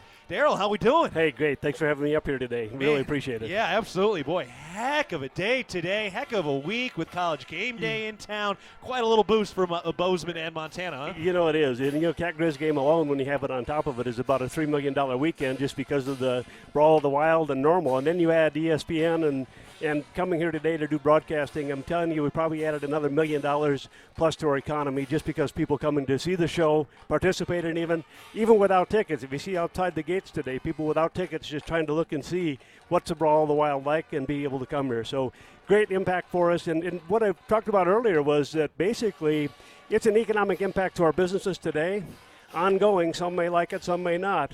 It's probably more than the state Montana budget couldn't have bought the advertising that ESPN Game Day brought to us today, because it's not only United States-wide. That is something that's watched worldwide for college football, and you have fans all over the world. So we'll see what the impact may be or not be. So, again, we'll monitor that over the next few weeks to see what kind of an impact that beauty shot had this morning. How'd you think they did encapsulating what it means to be here? Like, how do you feel like they showcased things? I thought it was great. I mean, to me, I was surprised to see that it wasn't just all about the athletics, and I'm not saying athletics in general when you think of football, basketball, volleyball. To go out to the rodeo and the first guy wants to wrestle a steer and to put them in the position to be able to show all the sports that Montana State University has to offer and the diversity that's here. That's a great way for them to diversify what really this FCS team has here, but what our conference does. This showcases us with the Big 10, the Big 12, regardless of what they want to say. They will never see a shot that you saw this morning at 7 a.m. with the sun rising, looking up to the M and looking at a mountainside. Yeah, it was just beautiful watching that sun kiss the very top of the mountain range over there. I mean, it's just absolutely gorgeous. All right, we've been reading and talking about all year about giving away the big marketing package from MSU Athletics in that competition. Who's the winner? If you didn't do such a great job announcing, we'd just have you come down and just give the trophy away, too. But I know you got to be up here in the booth, too. I want to, first of all, thank Roger and Evie for being able to put us together with Bozeman Sports and Miller Jewelry. CC and Jenny were down here this morning. It's a great time that we can take a business that's voted on by Montana State University department heads, athletic director, and several other marketing departments that we look at. We average those scores out. Miller's Jewelry was a winner for that. A great downtown business, long-standing downtown business, been in the family here for a long time. So I want to congratulate Miller's Jewelry for being the game changer, and hopefully they take advantage over the next year with a $10,000 marketing package with Bobcat Sports Property. Yeah, which is awesome. Give us a little more feel of what it means and how valuable it is to be a part of that Bobcat Sports Properties family and what this reaches. It really is, because one of the things that we decided a few years back was that we needed to get more engaged with Montana State University, not just at the education level with Gallatin College and looking at all the things we did there in the workforce. We wanted to see what we could do for our businesses to give a small-time business to write a marketing opportunity that they probably could never afford to advertise on Bobcat Sports Properties because of the expense of having to do it. This gives them an opportunity to pick a package, work with Bobcat Sports Property, football, basketball, volleyball, all the way across to get their names, the audiences that they need to have. So I think this will elevate any business to be able to tie themselves in with a winning school, a growing school of 10,000 students 12 years ago to 17,000 students now. Just anytime you can attach on a successful program, basketball, volleyball, men's basketball, football, you're tacking your name onto that. It just helps to elevate your business, and the exposure you get from that is just great for us. Well, it seems like it's still accessible for the small businesses. I know there's a lot of big corporate interests trying to sneak in there, but what does it mean to be able to make sure that the true Montana businesses are the ones here on our radio network and beyond? And that's one of the things we really strive hard on. We've got about 1,200 businesses here that are locally that we make sure that we fight every day for them to be able to have workforce, daycare, housing, workforce housing, and all the issues that are going to affect our businesses that are here.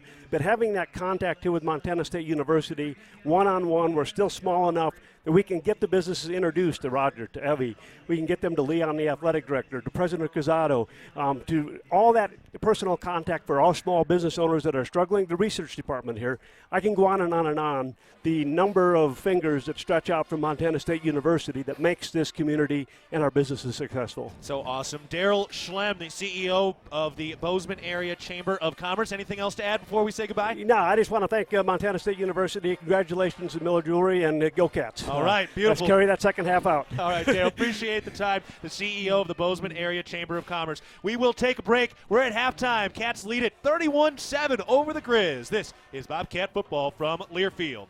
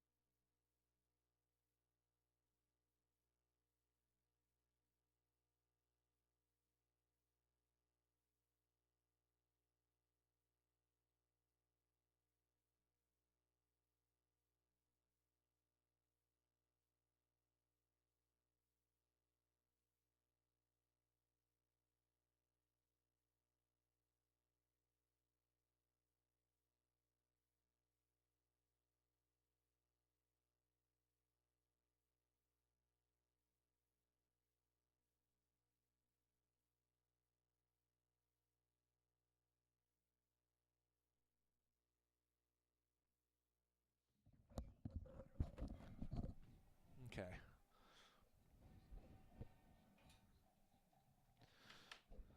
I'm just going to give stats and go to break because we got 2 more breaks we got to get to. Back at Bobcat Stadium, Montana State up 31-7 over the Griz. See every pulse-pounding, buzzer-beating play in astounding detail with a patient experience that's second to none. Experienced doctors and advanced technology. Vance Thompson Vision, the official LASIK and cataract surgeon of the Bobcats, is your place for laser vision correction. Learn more at VanceThompsonVision.com. All right, let's take a look at some of the numbers presented by Town Pump in this first half of play. Montana State had everything they wanted on the ground and more.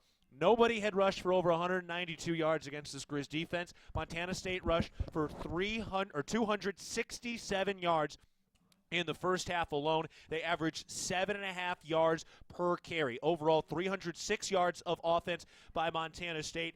That amount of offense and yards against this team of the Griz is close to their per-game average as well. 39 yards through the air for the Griz, 102 total yards. They had 84 passing yards, only 18 rushing yards in this game. They had really been running the ball down the throat of Cal Poly and Eastern Washington in their last 2 games. Montana State 4 of 6 on third down. Griz 2 of 4.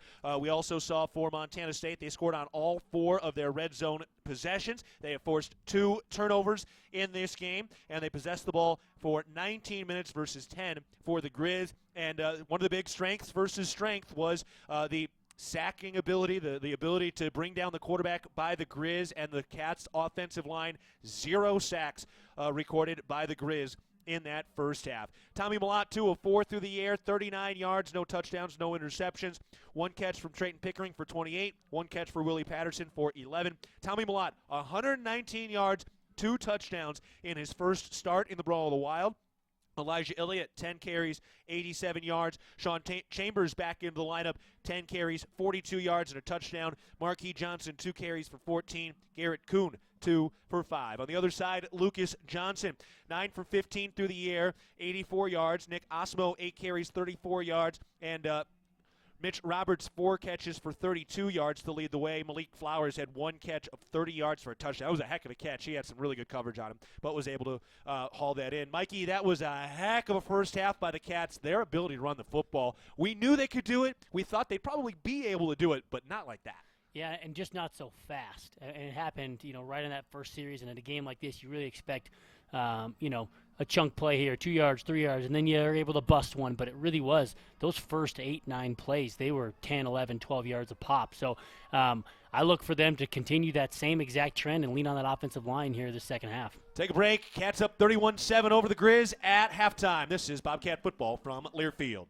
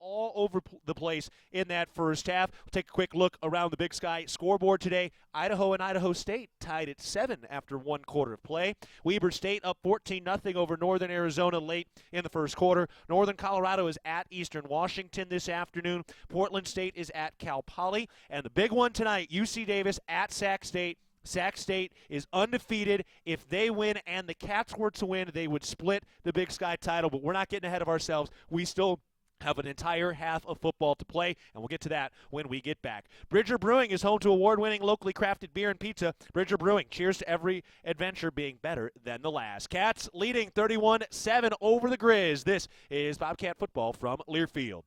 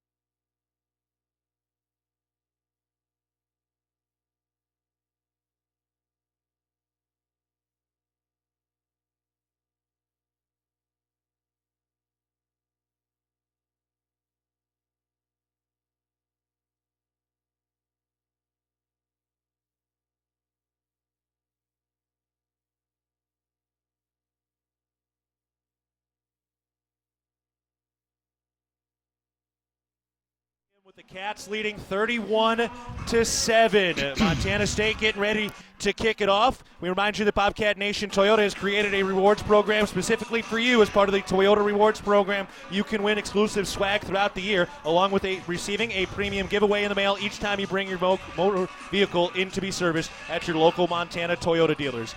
Cats ready to kick it off from left to right under clear blue skies. Lights on overhead, approaching a balmy 20 degrees with all the snow cleared away. Blake Lesnar approaches the football. He kicks it away from left to right, and he boots it out of the back of the end zone, almost hit the base of the goalposts to our right, and the special teams crew right into the Sonny Holland end zone, pumping up the student section, which will be at the back of the Griz to start the second half. Montana State 31, Griz 7. Last time these two teams played here in Bozeman in 2019, the Cats secured their biggest win in the Brawl of the Wild series. Griz with it to our right, 25-yard line. Here's the snap. Johnson hands it off. Osmo to the line of scrimmage, and he is bottled up. Rylan Ort was in on the stop along with Blake Schmidt, and 1, maybe 2-yard gain for the Griz. Yeah, great run fit there by that Bobcat D. Rylan Ort dropping into the box from a safety position. Quick pull on the trigger. Good to see him get involved in the run game. Second down snap. Johnson fakes the handoff, rolls out right, fires into the flat. That's low, incomplete, intended for Mitch Roberts. Just spiked it a little short. Haven't seen that yet. It's just a naked boot where he has a token play action, gets everybody going one direction. He boots out the other way.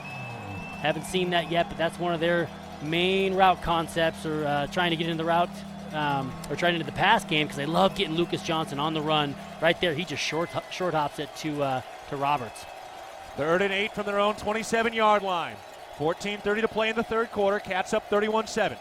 Johnson in the backfield. Empty backfield. 2 receivers right, 2 to the left. Here's the snap. Looking to throw from the left hash mark. Fires over to the right side. Caught near the hash mark. Roberts cutting across the field, and he is stopped 1 yard shy of the first down marker. Very, very close. And now a very interesting 4th and 1 coming up at the 34-yard line.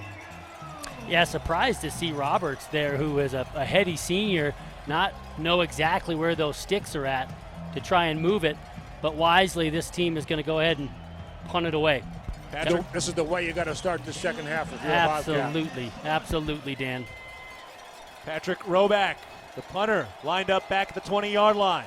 They've already had 1 bad snap. This one right on the money. Roback steps in with a right-footed kick. High arcing, spiraling kick out near the 20-yard line. Caught with a fair catch by Taco Dollar. Montana State will get their first possession quite quickly. Do not underestimate how big but quick that 3-and-out was by the Cats D. Huge. Keaton and Dan hit on it already as well.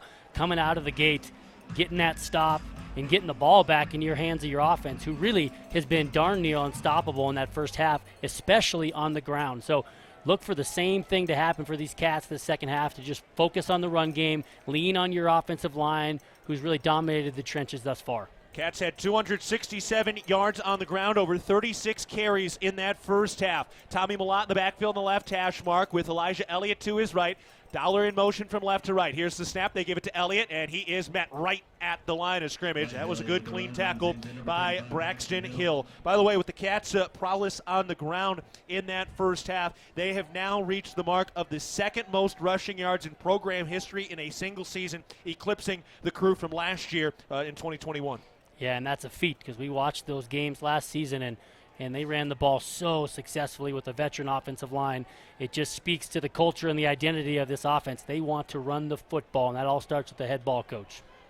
Patterson to the left, along with Dowler in the slot. Cleveland Thomas spread out to the right side. Marquis Johnson in the backfield, along with Tommy Malott. From the left hash mark, here's the snap. He fakes the handoff. Malott rolls out right, fires. Caught by Derek Snell along the numbers. He turns upfield, and he's finally tackled and bumped down near the 50-yard line. Give him the 49 in Cats territory. Big catch and run. Derek Snell just on the play action, and he starts from on the left side of the formation, and on the snap, he buzzes to the right side of the formation, finds a flat area, and really good touch ball by Tommy Malott, letting him catch it in stride. First Interstate Bank first down. 1 receiver to the left, 2 to the right. Marquis Johnson still in the backfield today. Johnson 2 carries for 14 yards. Tommy Malott leading the way with 119. And Derek Snell, a nice catch and run there. 12:30 remaining in the third quarter. Cats up 31-7. They've had some long drives today. From the right hash mark, here's the snap. They keep it. Malott runs right, fires, caught by Derek Snell across the 40. Cuts back left to the right hash mark, and he's tackled from behind. He lost the football. It's on the ground. Griz picked it up, but was he down before he lost it? And it appears so. Montana State football inside the 30-yard line. Another First Interstate Bank first down, and they're coming up and showing a little bit of that offense in the air now. Kind of a play off of a play right there. The same exact motion with Taco Dowler, just an in-and-out motion. And then they actually utilize Derek Snell in the seam right there. So that was the identical play. Instead of Derek Snell on the snap of the ball going into the flat, he actually ran right up the seam along the hash. That's why he was wide open. Really good play call, Taylor House-Wright. 1st and 10 from the 27-yard line. Cats driving again. Here's the snap. They hand it off. Marquis Johnson runs left, turns upfield to left hash marks. He burns it to the outside, inside the 10. Marquis Johnson, touchdown, Montana State. 27 yards from Marquis Johnson. His 5th rushing touchdown in the last 2 games, and the Cats strike first in the second half. And he can scoot. He looks just as fast in 10-degree weather as he does down in San Luis Obispo. He has been a weapon, and a newfound weapon. He hadn't had a whole lot of carries up to last week, and he is just dangerous in the backfield. They're running the ball at will, and it's awesome to see. Montana State will line up the PAT. Tommy Sullivan snaps it right on the money again. Here's the kick, and that is good. Cats lead it 38-7. 11:54 to go in the third quarter. Montana State gets a quick 3 and out, and then they go 4 plays, 78 yards, capped by a 27-yard touchdown run by Marquis Johnson. We'll take a break. Your situation one more time. 11:54 left in the third. Montana State 38, Montana 7. This is Bobcat football from Learfield.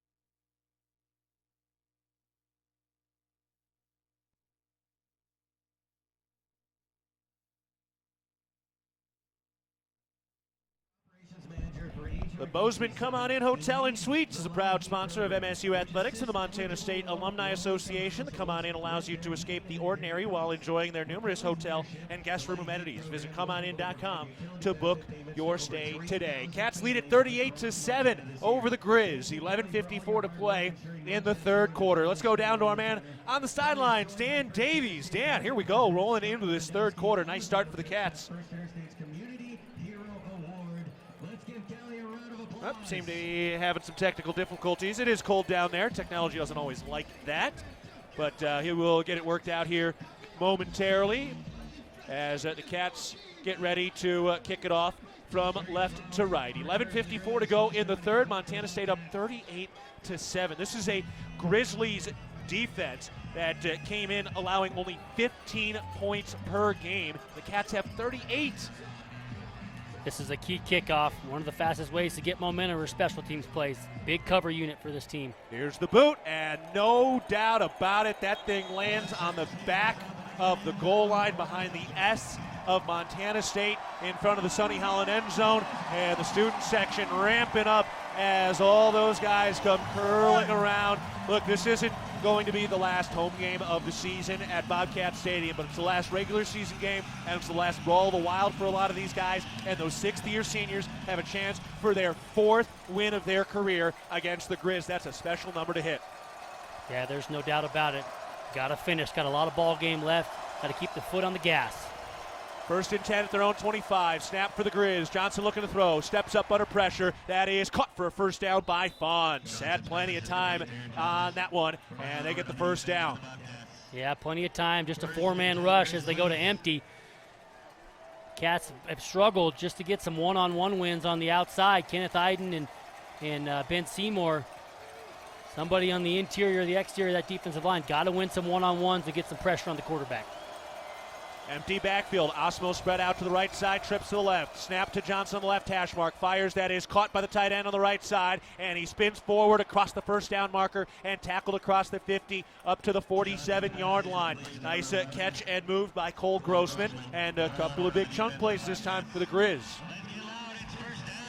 Yeah, interesting as they've motioned to empty every single time. They must like that look, whatever the Cats are doing defensively there. Those last 2 plays were from an empty backfield. 1st and 10, this time a pistol formation. Here's the snap. Johnson fires in the flat on the right side. Osmo makes the catch, and he is brought down to the right sideline. Nice diving tackle, this one by McKay O'Reilly, diving down at the ankles. Remember, Nolan Askelson went limping off earlier. We have not seen him return. Daniel Louis Lekepa is out there, but he is not at 100%. Yeah, good to see McKay O'Reilly. That was a nice tackle. It was a flare route. Nick Otzmo, he's very capable in the passing game. They're going to get him involved, but that was a really nice tackle in space by the young McKay O'Reilly. We'll take a break. 10:50 to go in the 3rd quarter. Montana State up 38-7 over Montana. This is Bobcat football from Learfield.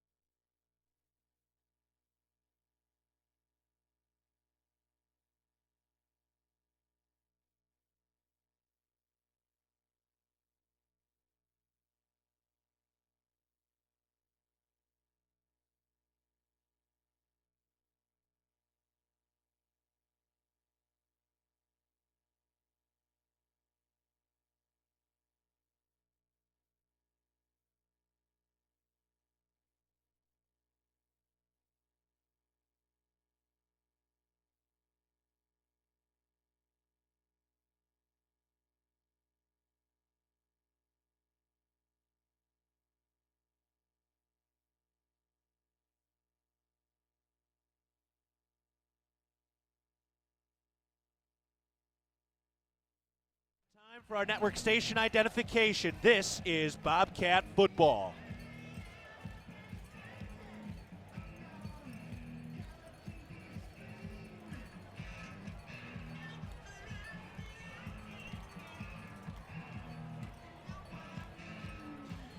Bobcat fans, when you buy Bobcat products at the MSU bookstore, you help lower the price of course materials for Montana State students. Shop online at Bobcat Stadium or on campus. The MSU bookstore is your Bobcat gear headquarters. 10:50 remaining in the 3rd quarter. Cats up 38-7 over the Griz. Montana State with a win today will secure at least a share of the Big Sky title. If they were to win today, that would be 4 Big Sky titles by the Cats since Montana won their last in 2009. It would also be the 16th in program history. Griz have 18, so they're clawing back, and they're getting close to really taking control, but we got a lot of football left to play. Griz with a football on the right hash mark. In plus territory, facing 2nd and 7. Here's the snap to Johnson. He fires over the middle. Picked off! Rylan Ort grabs it with 2 hands. Intercepted. Cats football. I tell you what, that is a beautiful read from Rylan Ort. It was a dig route. He's in his safety position. He's responsible for the in-breaking route on an exchange, and he drives on a dig route and steps right in front of it. That is an awesome, awesome play by Rylan Ort, the Missoula product, getting momentum back and the football back in the hot hands of the Bobcat offense. How about 3 turnovers forced by the Cats, all by Montana natives? It was Jory Choate with the recovery in the end zone after the bad snap. Callahan O'Reilly recovering a loose ball inside the 5-yard line. And now Rylan Ort, the interception, making a big play after his season was delayed with the suspension at the start of the year. Cats football moving from left to right. They take over at their own 43-yard line. Play clock winding down, 4 and then 3. And now we've got a whistle and a flag. There was some miscommunication there. Waiting for the call. Yeah. And a mistake by the Cats bringing somebody in. Yeah, legal substitution. They didn't like that. Again, going back to that interception, Rylan Ort from his safety position, he is responsible for that in-breaking route, and he was waiting. He drove downhill. That's textbook stuff that you practice all week long. And then furthermore, to step in front of it and actually catch it. Those DBs get a bad rap for not being able to catch the ball all the time. Really good play by the Missoula Sentinel product. Montana State takes over with 10:39 to play in the third quarter. Cats up 38-7. They're at their own 38-yard line. Here's the snap. Malott runs right. He's got Snell as a blocker, trying to get to the outside. Turns upfield to Numbers. He slips past a man and is finally tackled out of bounds down the right sideline up to the 47 or 48-yard line or so. That's a heck of a run when they were backed up behind the chains. Yeah, and nothing fancy there. That's an outside zone play. We typically see it where it's a give to the running back, but right there, they add the running back into the blocking scheme, so you're +1 to that edge, but there's nothing fancy there. That's all offensive linemen blocking right. Tommy Malott picks his lane and does the rest. Montana State has 3 spread out to the left. Alston, Patterson, and Dowler. Garrett Kuhn in the backfield. I think. No, that's Derek Snell, rather. Here's the snap to Malott, looking to throw, under pressure, rolling out right. He tucks it outside the numbers, and he scampers out of bounds after picking up the first down. Up to the 46-yard line into Griz territory. First Interstate Bank for the Cats, and Tommy Malott putting together an historic performance again. What a storied career he's had as just a sophomore from Butte, and here he is in his first start in the brawl, showing up and showing out. And doing what he does best there. I think they wanted to take a shot downfield. Nothing was going on. Didn't have anybody open. Was able to break, contain, and move the chains. Just so smart in his decision-making. Montana State up 38-7, 9:35 to play in third quarter. 2 receivers left. Snell tight on the line on the right side. Here's the snap. They hand it off. Marquis Johnson turns upfield across the line of scrimmage, and he's brought down at the 40-yard line. Ooh, he was one man from breaking it free. He was one away there. They actually brought a corner blitz, and he was untouched, was unable to make the play, but Marquis Johnson sneaking through a skinny hole, and if he would have broke one more tackle, it would have been pay dirt. Dan Davies is our man down on the sideline. Dan, what are you doing? How you feeling? What are you seeing? I'm seeing a lot of good stuff and feeling good. The sideline is fired up. I bet. How's the temperature down there right now? It's getting warmer every minute. Nice that the sun sets, pointing last on the Cats' side of the field. Here's the snap. They hand it off. Marquis Johnson runs left. Turns upfield. He's into the secondary. Cuts back right towards the numbers, and he's brought down from behind just barely inside the 15-yard line. Marquis Johnson showing off again for the second straight week. Dan, there's just nothing like a little bit of run game to get the juices going. That gets you warm, doesn't it? They're just running this ball at will. Yeah, no, it is good for the soul. Yes, it is, Dan. Yes, it is. And look, we got to credit this offensive line, done such a good job thus far, and got to credit Taylor Housewright, the creativity and utilizing the weapons that you have. A lot of different looks for this Grizzly defense, and it's been a challenge. Justice Perkins ready to snap to Sean Chambers. Here's the snap. Fake the handoff. Chambers runs up the middle, dives forward inside the 10-yard line. Just move in the pile. A nice hearty 4-yard gain. So it's going to be 2nd and 6 from the 10-yard line with the clock running at the 8-minute mark of the third quarter. Montana State up 38-7. We don't want to put the cart before the horse, but man, a touchdown here. Let's just say it'd be big. Yeah, no doubt, and I can tell they're wanting to go right down the hill, right down the throat of this Grizzly defense. I don't think they're going to go anything on the perimeter. They got Sean Chambers in, trying to make this thing a huge lead. Here's the snap, fakes the handoff. He's met in the backfield, shoves off a defensive tackle, and then finally brought down by about 6 different white jerseys. Man, now the fact that he shoved that first man off, that's some big man strength right there. No doubt. He's so tough to bring down, and we've seen that time and time again. He's going to get a little breather. Tommy Mlot's going to come back in. Oh, little pump fake. They're going to have both of them here. See what they can do to try and convert on a key third down. Yeah, the Grizzlies haven't scored till, early in the first quarter. First drive. It was the first drive. The Cats went down. They scored on their first drive. Lucas Johnson and the Griz, they went and scored on the second drive of the game. We asked who was going to flinch first. The answer is the Griz. Cats up 38-7. Mlot spread out as a wide receiver on the right side. Sean Chambers in the backfield facing 3rd and 9. Here's the snap. He runs up the middle, dives forward up near the 10-yard line. He's hit hard and brought down shy of that 10-yard line. So 4th down coming up. No-brainer here. Cats are going to kick this. Trying to get up over 40 points. Yeah, I think they're willing to take points here. Makes total sense. Surprised we didn't see him work the perimeter. They've had so much success on the edge there, especially with Marquis Johnson. But they're going to opt to keep it on the ground there with Sean Chambers, and here's a makeable field goal. Tommy Sullivan over the football. Bryce Layton set up at about the 18-yard line. Let's call this 21 or 28 yards for Blake Lesnar. Here's the snap, the hold. The kick is up, end over end. High arcing kick is through the goalposts and good. Blake Lesnar puts it home again. Tommy Sullivan skipping off toward the sideline, and the Cats lead the Griz 41-7 with 6:10 to play in the third quarter. We'll take a break. This is Bobcat football from Learfield.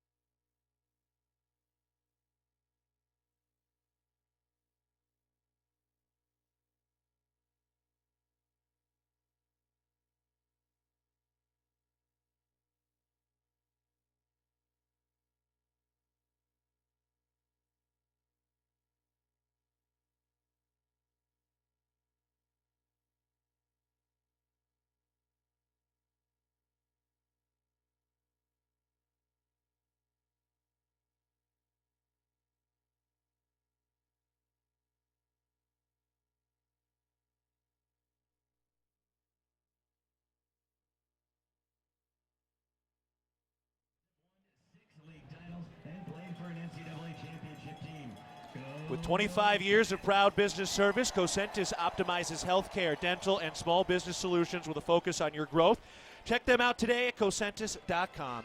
Cats leading 41-7 after a 28-yard field goal by Blake Lesnar. They chewed up 4.5 minutes off the clock. That three-point score set up by the interception from Rylan Ort. Cats with a win will be Big Sky champs. Sac State plays later today. If they win, it would be a co-championship.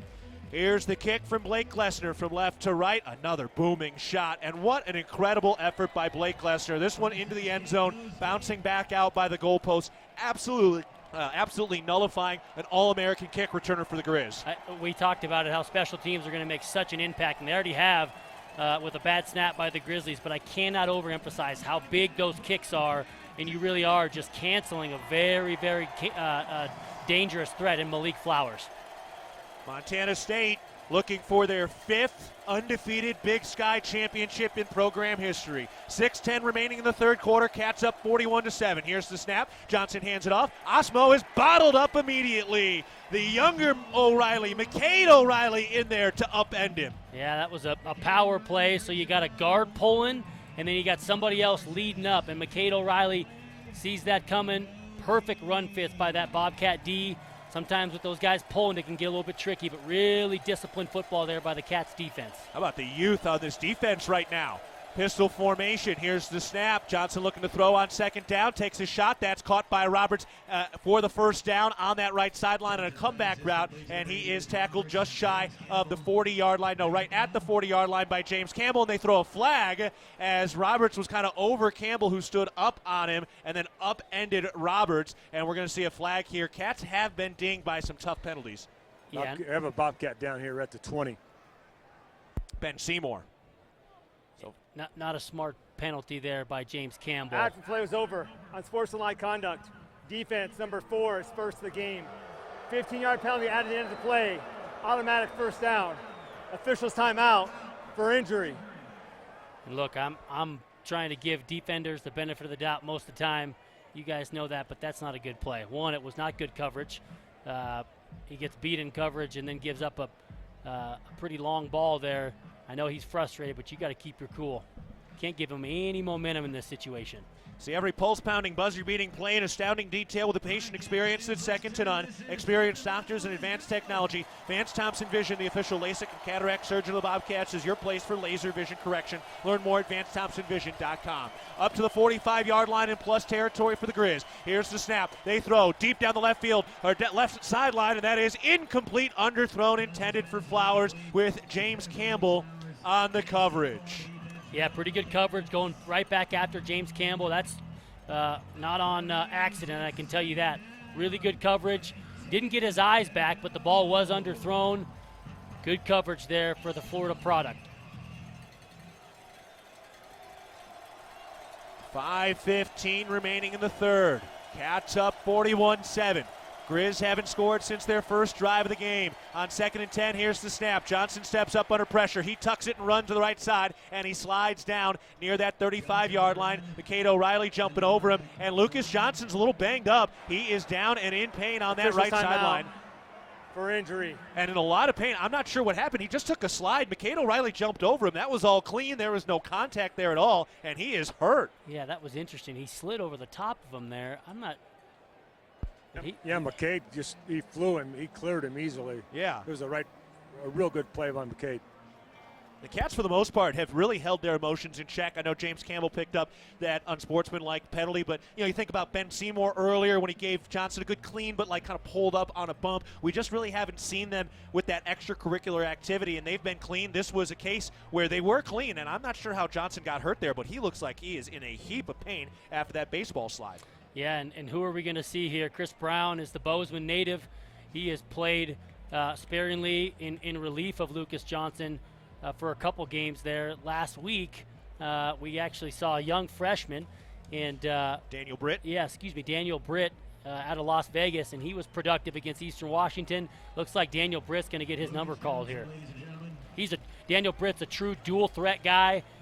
So they'll look to see if he can get a little spark for this Grizzly offense. There's a lot of time left in this game, and Daniel Britt's a guy you probably didn't spend a lot of time scouting, so this is that opportunity for the Griz here where maybe you kind of ambush the Cats defense, because we've seen them give up some big plays when they haven't totally been ready for what they're going to see. So Daniel Britt is into the game. On third down, 3rd and 4, Lucas Johnson exiting with a right leg injury. 5 minutes remaining in the third quarter. Cats up 41-7. Again, 3rd down for the Griz in Cats territory. Here's the snap. He keeps it. Britt runs left, and he is tackled from behind. Ty Okada in on the stop as well, and it was Ben Seymour tackling him, and that came up maybe an inch or two shy. So 4th down, they're going to go for it here. Yeah, they have to. Down what they are, 41-7. I wouldn't be surprised if Nick Otzmo gets a carry here. He's 216 pounds. They just get him moving downhill. Probably a simple zone play if I had to guess. 4th and inches from the 35 in Cats territory. Here's the snap. He keeps it, and he is bottled up in the backfield. Britt on the read didn't give it to Osmo, and Ty Okada met him in the backfield. Turnover on downs. Cats football. Hey, credit Sebastian Valdez and Ken Iden for really creating a wreck back there. And Daniel Britt pulls it thinking he's going to have a little bit of a seam. Good discipline, gap sound football, but again, winning at the line of scrimmage. They've done it all day long, offensively and defensively. You got to give credit to this Bobcat front. This game is brought to you in part by the Montana State Fund, covering Montana's workers with workers' comp and safety know-how. Workplace safety, you're naked without it. More at safemt.com. 4:27 remaining in the third quarter. Cats up 41-7 with a Big Sky title on the line. Opportunity for a top 3 seed in the playoffs with a victory today. 2 receivers left, 1 to the right. Tommy Malott in the backfield as the Cats take over at their own 38. Here's the snap. Malott hands it off. Elijah Elliott runs left. He's got a big hole, and he spins forward up to the 46-yard line. Man, he wasn't touched until he was 5 or 6 yards across the line of scrimmage. Again, credit to that offensive line. It's an outside zone play. They're all blocking left, and they're washing that Grizzly defensive line all the way down to the hash. And then Elijah Elliott really has a cutback lane, and he's one-on-one in the second level and the third level. And by that time, he's 7 yards or 8 yards down the field. 2nd and 2 from their own 46-yard line. 2 receivers to the right. That's Patterson and Alston. Elliott in the backfield. Snap to Malott. They hand it off. Elliott runs left through the line of scrimmage. He's got the first down, and he's finally stopped across the 50 up to the 48-yard line. Elijah Elliott, another strong run. First Interstate Bank, first down for the Cats again, and they are up to 355 yards. Make it 354 yards against a Griz defense that allowed fewer than 100 per game. Yeah. It's the trenches. This is a dominant performance, and it showed. It has showed both defensively and offensively. There was one last question asked to Brent Vegan. Can you beat the Griz? He's got a 41-7 lead late in the third quarter. Snap to Malott. He hands it off to Elijah Elliott, running left across the line of scrimmage up to the 45-yard line, and the whistle blown without Elliott going down, staying on his feet. The Cats just look stronger than the Griz today. They really do, and especially on that offensive line, pushing guys around. It's good to see. 2 100-yard rushers now. Tommy Malott, 135 yards, 2 touchdowns. Elijah Elliott, 102 yards, no touchdowns. Marquis Johnson and Sean Chambers, the other 2 Town Pump touchdowns. That's 4 rushing touchdowns for the Cats today. They also have a special teams touchdown when Jory Choate recovered a fumble on a bad snap in the end zone near the BAC to our left. Here we go. Montana State facing 2nd and 7 from the 45. Snap, handoff to Marquis Johnson. Banged right at the line of scrimmage. That was good pressure that time by the Griz, who are mostly fully healthy there. I mean, Patrick O'Connell's been playing a lot of this game. He was one of the question marks coming into this contest, one of their leaders. He's been out there for most of the snaps. Yeah, he has. And they've been a fairly healthy bunch all season long and very productive. I've been impressed with what this Cat offense has done, particularly with these offensive linemen at the line of scrimmage, kind of negating some of the production of this really talented Grizzly defense. 2 receivers left, 3 to the right. Empty backfield for Montana State facing 3rd and 6 from the 44-yard line in Griz territory. Pickering shuffles from right to left. Here's the snap. Malott will run. He goes left, cuts up at the 40, tackled from behind, but across the first down marker. Cats pick up the first down on another Tommy Malott run. Needed 6. He got it, and Tommy Malott, 141 yards in his first start in the Brawl of the Wild. Yeah, really good run there by Tommy. He made one guy miss. Just a little bit of a token freeze, trying to get guys, thinking that he's actually going the other way. He gives his guy a little bit of time, the puller, to get to the other side of the line of scrimmage, and he gets downhill, makes one guy miss. Really productive run there by Tommy. 1st and 10 from the 38-yard line in Griz territory. Here's the snap. They hand it off. Elliott runs right, and he is tackled at the 35-yard line, running over the tackle again, and just continuing methodically, burning this clock down. That's the 51st rush attempt for the Cats, and they're 4 for 7 through the air. And this is exactly how Coach Vegan and Coach Brian Armstrong wanted, I can assure you. And it feels like, and you kind of know this going into a rivalry game, they had so much of this tucked away. There was so much they have not put on tape over the course of the season. They took lots of shots the last couple of weeks, but you knew this is what they were doing. Absolutely. You got to go back to your identity and your culture, and it's to run the football. Here's the snap. They put it right in the belly of Elliott. He runs right outside the hash marks, turns upfield, the Big Sky logo, and he's brought down across the 30 for another first down. This one up to the 28-yard line, and the Cats are not going to quite be able to run out the end of this third quarter. About a 1 second differential between the play clocks. Or no, we're good because they reset the chains. Are we good? Yeah, we are. So we're going to be able to burn this one down. We're heading to the fourth quarter. Montana State on the cusp of a Big Sky championship and taking down the Griz at home. It's Montana State 41, Montana 7. This is Bobcat football from Learfield.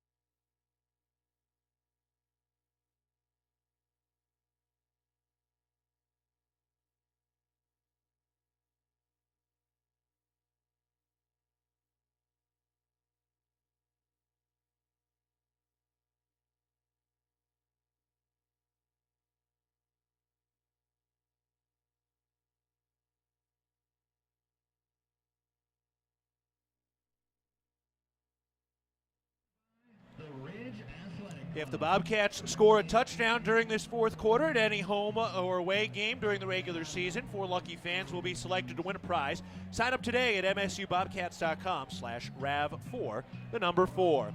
We start the fourth quarter. The Cats lead 41-7 over the Griz. Montana State trying to go to 10-9 since they snapped the streak. Montana State trying to take a winning record in this century. Cats trying to win the Big Sky Conference Championship for the first time in the 2020s, and they're trying to win their 4th Big Sky Championship since the Griz were last on top. Mikey, we have seen an absolutely dominant, historic performance from the Cats ground game today. Yeah, and look, we saw it 2 years ago here in Bozeman, and it was very similar. Just a dominant performance, and it's good to see this Cat crew defend home field. Again, I think we're at how many home wins now? Going for number 18. Going for number 18. Have not lost at home under head coach Brent Vegan. Yeah, and that's impressive. Defending this stadium is a big deal, and look, they still got to keep the gas or their foot down on the gas here.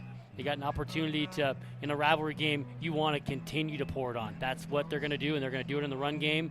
And I would look for them to continue to smash mouth, get down the throat of that Grizzly defense. We're going to see more of it here as the fourth quarter unwinds. Let's go down to our man Dan Davies down on the sidelines. Dan, this is an absolutely incredible rushing performance by the Cats.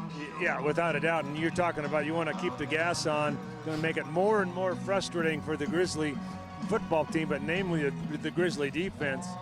And that's where both teams, or at least the Bobcats, need to maintain their composure, because it can get a little testy, especially when you're getting your butt kicked. Yeah, no doubt. That's when the John can happen. So hopefully these Cats can keep their composure, but also keep guys healthy here. You want to continue to really dominate the line of scrimmage, but keep guys healthy, but they're going to keep the foot on the gas and try and put more points on this scoreboard. Some Town Pump stats after 3 quarters of play. The Cats have 381 yards on the ground over 52 carries. Tommy Malott, 15 carries, 141 yards and 2 touchdowns. Elijah Elliott, 16 carries, 116 yards on the ground. And the Cats take over again at the 27-yard line in Griz territory, facing 1st and 10 to start the fourth quarter, leading 41-7. Sean Chambers is the quarterback with Tommy Malott as the halfback. Here's the snap. Chambers keeps it, bounces off a defensive tackle, pushing another lineman forward, and he is stopped at the 25-yard line after a 3-yard gain. 2nd and 7. Cats have a chance to go over 400 yards against the Griz today. Yeah, and I bet they're going to get to it here. Still sticking to the run game. These Grizzlies are coming downhill. They know that chances of the ball being put in the air are not real high. They're going to all be loaded up in the box, if I had to guess. Tiorama and Cooper Tires are proud supporters of your MSU Bobcats. Visit Tiorama.com for a complete list of stores, services, and special offers. Tiorama, more than just a tire store. 2nd and 8 for the Cats officially at the 25-yard line. Snap. Chambers keeps it. He runs up the middle and met at the line of scrimmage by one of the linebackers. That was Marcus Wellnell. And so a short gain, and that'll bring up 3rd and relatively long for the Cats. Maybe medium. He did kind of push that thing forward a little more than I thought. Yeah, got inside the 25 up to the 23, so 3rd and 6. Man, sometimes he just gets lost in the middle of that line, and all of a sudden those white jerseys are moved back. Yeah, he's such a big body. Doesn't look like he's huge from up here, but he really is. He's 6'3", 230 pounds. You get his speed going forward, he's tough to bring down. And he will be back next year. Cleveland Thomas Jr. back next year. Isaiah Fonse, not a part of the Senior Day festivities. Here's the snap. Chambers runs out right, outside the numbers, trying to push the pile, slips off a man, and he got near the first down marker. R.J. Fitzgerald was holding the line on the outside. Derek Snell was in that mess as well. Where did they get to? What's this spot? I think he's maybe a yard shy. And they're going to go for it here, and as they should. Up 41-7. They're going to try and really put a fork in them here if they can. 4th and 1.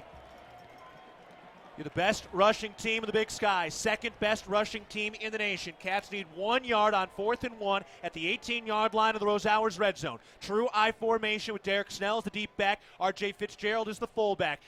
Malott takes the snap, turns, he hands it off to Snell, he jumps up, he makes the pass, and it's caught by Trayton Pickering into the end zone. Touchdown, Montana State, an 18-yard touchdown pass by the Alaskan assassin, Derek Snell. And did they have that one dialed up or what? They were waiting to use that play. And I almost said something, it would be almost too traditional right there. They get in the I formation and you think you just give it off. But I was going to either say a naked bootleg there by Malott or something snazzy, and there it was. Great play call, Taylor House-Wright. Snap, hold, kick. This bad boy's up, and that thing is through. Montana State hopping up and down the sideline now, up 48-7 with 12:50 remaining in the ball game. Derek Snell, the touchdown pass to Trayton Pickering. Snell from Alaska, from Anchorage up just north of Anchorage, completing that touchdown pass. He's got the trifecta of touchdowns this season. We'll take a break. Cats 48, Griz 7, 12:50 remaining in the ballgame. This is Bobcat football from Learfield.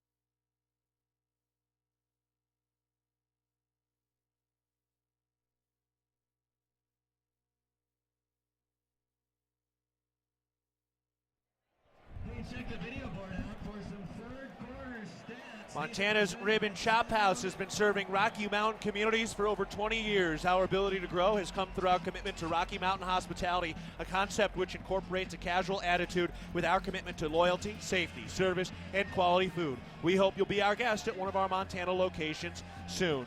Cats lead it 48-7, 12:50 remaining in the ball game. Derek Snell completing an 18-yard touchdown pass to Trayton Pickering. 11 plays, 62 yards, 6 minutes, 37 seconds on the last drive. Montana State, last time they faced the Griz here at Bobcat Stadium, earned their most lopsided win in this all-time rivalry. It was 48-13. Today, the Cats lead 48-7 with 390 yards on the ground against a team that had allowed fewer than 100 per game.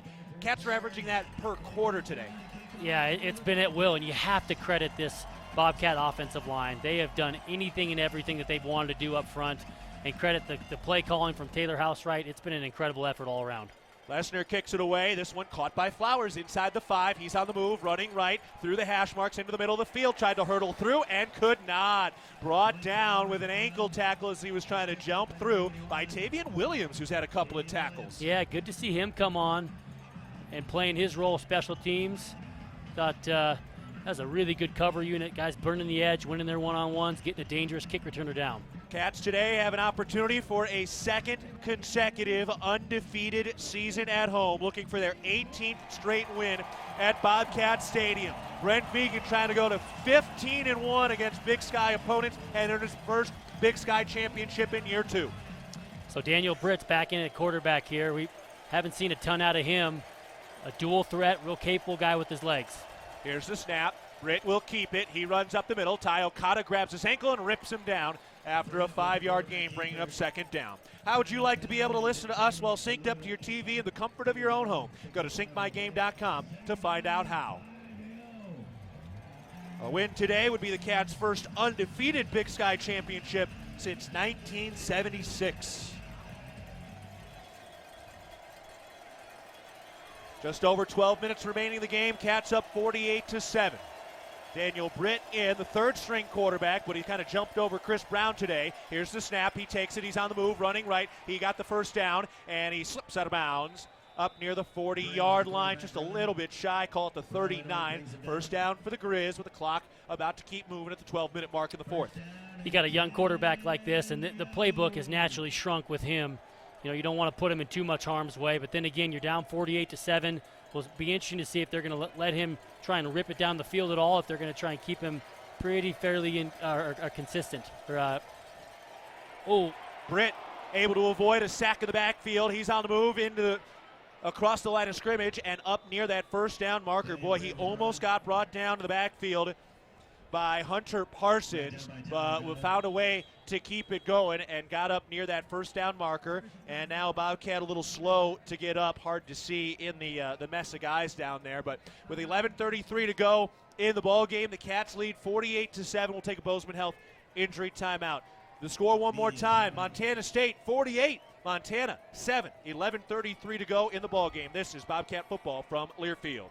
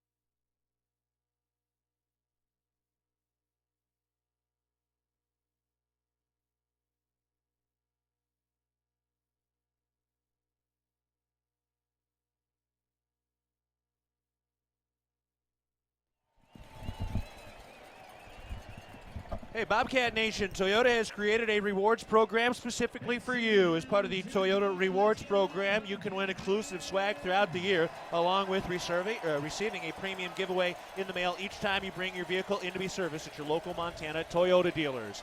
11:33 to play in the ball game. Cats up 48-7 over the Griz. If the score holds, this would be the most lopsided win by the Cats in the history of the Brawl of the Wild. Here's the snap. Britt runs right, and he's tackled right at that first down marker. Heck of an effort that time by Alex Johnson, able to get him around the waist. Yeah, good to see Alex Johnson in the game. The hell in a high product. You got some Montana linebackers in there with McCade O'Reilly doing his part as well. Rylan Ort hit the safety position. A lot of production comes from the state of Montana. Proud Bobcats. Montana State trying to take the biggest treasure this state has to offer. They got 300 pounds of bronze waiting for them if they hang on here with 11 minutes to go in the game. Snap to Britt, looking to throw for the Griz. Steps up under pressure. He's going to tuck it, and he slides down right across the eye of the Bobcat logo. They're going to put him down at the 45-yard line after a 5-yard game in Cats territory, facing now 2nd and 5. I think that you're going to play pretty conservative if you're on defense here. You'll give up those type of 5-yard runs. Got to make sure that you're cupping the football. Daniel Britt's a real capable dual threat guy. Can't break, contain. Got to have that bend but break mentality and tackle well with your teammates. Cats have a chance for their 5th home undefeated season in program history. Here's the snap. They hand it off, and he is dropped right at the after a 1-yard, making a 2-yard gain. That was Xavier Harris on the run. 3rd down now. So far today, the Griz are 2 for 6 in this scenario. Lucas Johnson got hurt late in the 4th quarter. That's certainly not an excuse for giving up 48 points today for the Griz. So don't let them bring that over Thanksgiving dinner today, or this year. 9:50 remaining in the ball game. 1 receiver left, 2 to the right. Harris steps up to the right hit of Britt. Here's the snap. They hand it off. Harris runs up the middle, met at the line of scrimmage, shakes 1 tackle, and then tackled at the 40-yard line to pick up the 1st down on 3rd down. Alex Johnson had him stopped in the backfield. Would have been a 4th down. Finds a way to fall forward and move the chains. 9:25 remaining in the ball game, and now you can really start counting the seconds.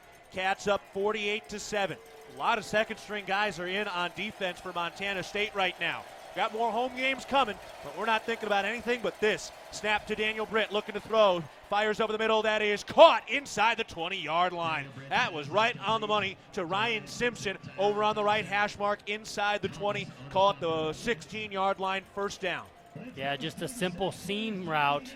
Nothing fancy. He runs right up the field, kind of bends it inside the hash a little bit. Daniel Britt finds the Bozeman product, Ryan Simpson, right in the seam.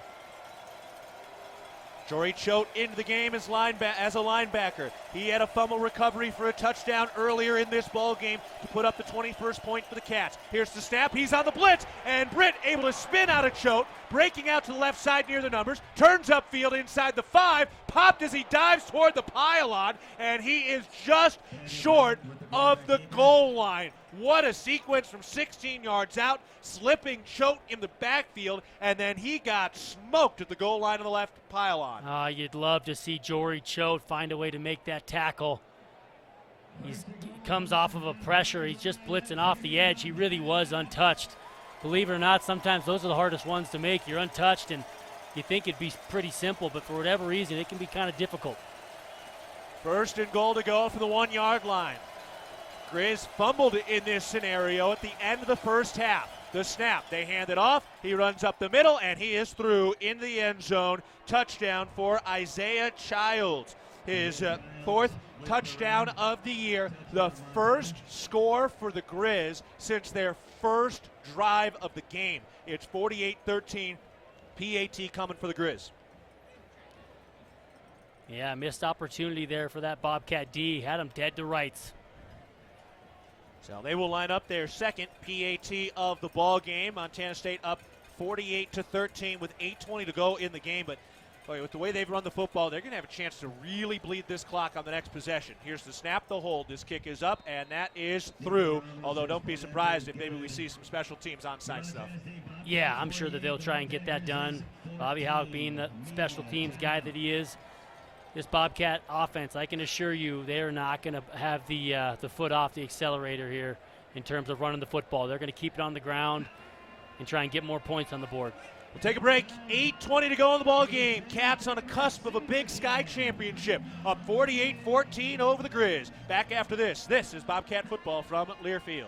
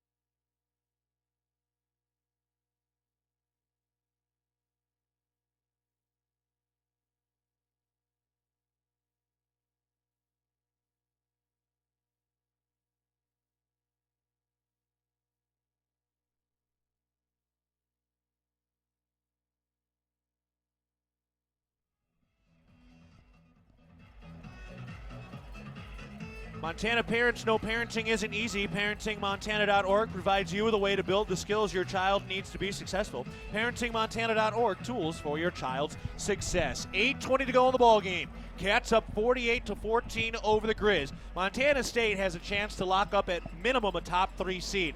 Bobby Houck thinks the Griz are in the playoffs. That's not true, and the Cats have a chance to knock them out of the playoffs if they can keep this thing as lopsided as it is. Yeah, 2 things on that. I agree. I think with a performance like this, they have no marquee wins. I mean, the wins that they have had are against the really lower tier of the Big Sky Conference, and then you add the fact that you knock them out of the playoffs. But I think the Cats, with a performance like this in a rivalry game, you could potentially find your way, depending on how things go later, do you sneak your way into a 2 seed, which would be massive. You know, you think about it, South Dakota State is number 1. They beat North Dakota State. They should be number 1. Here's the onside kick, little pooch attempt, and it's caught with a fair catch at the 40-yard line. Nicely done by Montana State. And some more shoving, but no flags. Another shove. The Cats run the other way. Well done by Montana State to just get on out of that traffic. But, you know, Sac State's had an incredible year. They've had some close wins against some very good opponents, so it'd be hard to see Montana State maybe jump then if they beat UC Davis. Obviously, if they were to lose to UC Davis later today, that's going to kick off in 15 minutes. Well, that's a different situation. But, yeah, I mean, what the Cats have done the last 2-3 games, maybe you do see them jump over Sac State. That's going to be a really interesting thing to see tomorrow morning when the bracket is announced. Cats take over at their 40, first down snap. They hand it off. Elijah Elliott runs up the middle, and he is hit up at the 43-yard line going down there after a nice 3-yard gain. Just a zone play again, going right back to it. Elijah Elliott just riding the wave a little bit, working laterally, and then picking his seam. Montana State's going to use every bit of this play clock. Kendall Ford, Lincoln of Bozeman, from sales to service, our focus is making sure you get a great experience and a great deal. Stop by your Ford truck headquarters or visit KendallFordBozeman.com. From the shotgun formation, here's the snap to Malott.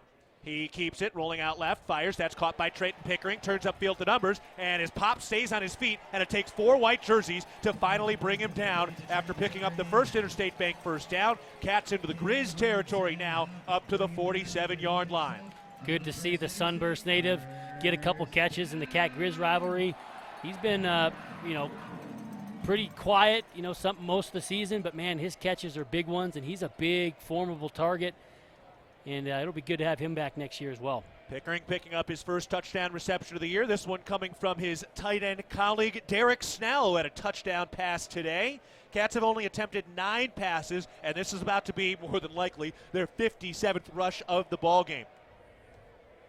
Now the snap. They give it to Elliott again. He runs up the middle, cuts back right towards the left hash marks, and he gets up to the 40-yard line after another big 7-yard gain. Elijah Elliott's yards per carry this year has been so impressive. He's at about 7 yards per carry today, and he's over 120 yards this afternoon. I can't say enough about the offensive line. You watch them, you watch them wash down this Grizzly offensive line. They work laterally, and it really just creates a huge seam for a cutback for Elijah Elliott, and before you know it, he's 7 yards into the second level.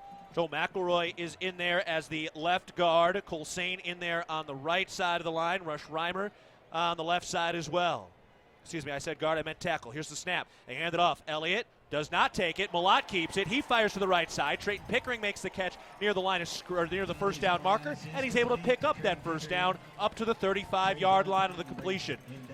Good to see Joe McElroy in there. He's a Missoula product. You know that this game means a ton to him. It's fun watching R.J. Fitzgerald get featured on College Game Day today. Nice story by Alex Eshelman this week as well on Southwest Montana, talking about how R.J. Fitzgerald flipped his family. Both his dad and his uncle were a couple of Griz football players. Well, he wanted an opportunity. The opportunity he got was with Montana State. Now his younger brother is here, and his father having to wear some Griz gear, or excuse me, some Cats gear. Here's the snap. They hand it off, and Garrett Kuhn is met in the backfield for a 2-yard loss. You know, you can't really sit on either side of the fence, but if your kid goes to the other school, sometimes you can flip affiliation. Yeah, you probably have to. I hope I don't ever have to experience that. That could be a concern for you with your young boy just born. Yeah. Both the rivalry kind of back and forth. I mean, Trevin Gradney is a corner, a guy I coached at Billings West. His dad played for the Cats. It kind of flip-flops back and forth. There's a handful of Missoula products that have actually come into Bozeman here next year in the recruiting class, so it's an interesting dynamic. Here's the snap. Chambers keeps it. He's on the move, running right down the numbers, inside the 10, spins off a man, powers forward, up to the 1-yard line. They got a flag. Yeah, it's going to be a unnecessary roughness or PI or something because one of the Griz guys tackled Trayton Pickering. It really was unnecessary. He didn't even try and go for the ball. Personal foul, illegal blindside block, defense number 5, half the distance to the goal. Automatic first down. Yeah, that was a cheap play by Graves. He didn't do anything, following his assignment. He wasn't even trying to tackle the football. No. All he was trying to do was take out some aggression. That was a cheap play. This is the time to show your class. 4:50 remaining in the game. The clock running. Good reminder to all Cat Country out there: be safe, be respectful, be classy tonight. Find out what people look like in the throes of victory. Here's the snap. Chambers keeps it, and he is tackled in the backfield. They got some pressure over on that left side. Sean Chambers gets tripped up in the backfield by Gary. Yeah, tried to go with the zone read there, and he tried to keep it off that right side. That might have been a give read right there. I think you're right, Dan. I think he should have gave that one. 4:20 to go in the contest. Montana State leads 48-14, second and goal to go from the 5-yard line. Montana State trying to put an exclamation point on this thing and put up over 50 points. Chambers in the backfield. Here's the snap. They give it. R.J. Fitzgerald up the middle. Got a yard or two, but he is stopped 3 yards shy. Third down, goal to go from the 3-yard line. I would hedge my bet that it's going to be 4-down territory. If I had to guess, they're going to go for it. Hopefully they get it here on 3rd down, but I'd be shocked if they don't try and punch this thing in the end zone. Look, if Montana were to have kept this game close at like a 1-score game, then maybe you think they're in the playoffs. But a lopsided score like this absolutely has a chance to knock the Griz out of the postseason. Absolutely it does. I couldn't agree anymore, Keaton. Alston to the right, Thomas to the left. R.J. Fitzgerald in the backfield. Sean Chambers the quarterback. Here's the snap. They give it to Fitzgerald. He runs right, gets to the goal line. He's into the end zone. Touchdown, Montana State. The man with the legacy number 41, R.J. Fitzgerald, scores from 3 yards out to put the exclamation point on a championship season. Touchdown number 6 for Fitzgerald. it doesn't get any better than to see the Dylan product get in the end zone. You were just talking about his Griz allegiance as a kid. He flips the script. He's done so much for this program from a culture and a toughness and just a team standpoint. He's so unselfish. Good to see him get in the end zone. Yeah, he was stopped a little short, but reached over the goal line with the ball as he was going down. A Toyota touchdown for the Cats, leading 54-14. Tommy Sullivan ready to snap. Layton makes the catch, puts the nose of the football down, and Blake Glessner boots it through for the PAT. Montana State sitting atop the Big Sky of 55-14 with 3:13 to go in the ball game. Close to 500 yards rushing, and R.J. Fitzgerald putting the cherry on top. We'll take a break. 3:13 left in the contest. Cats 55, Griz 14. This is Bobcat football from Learfield.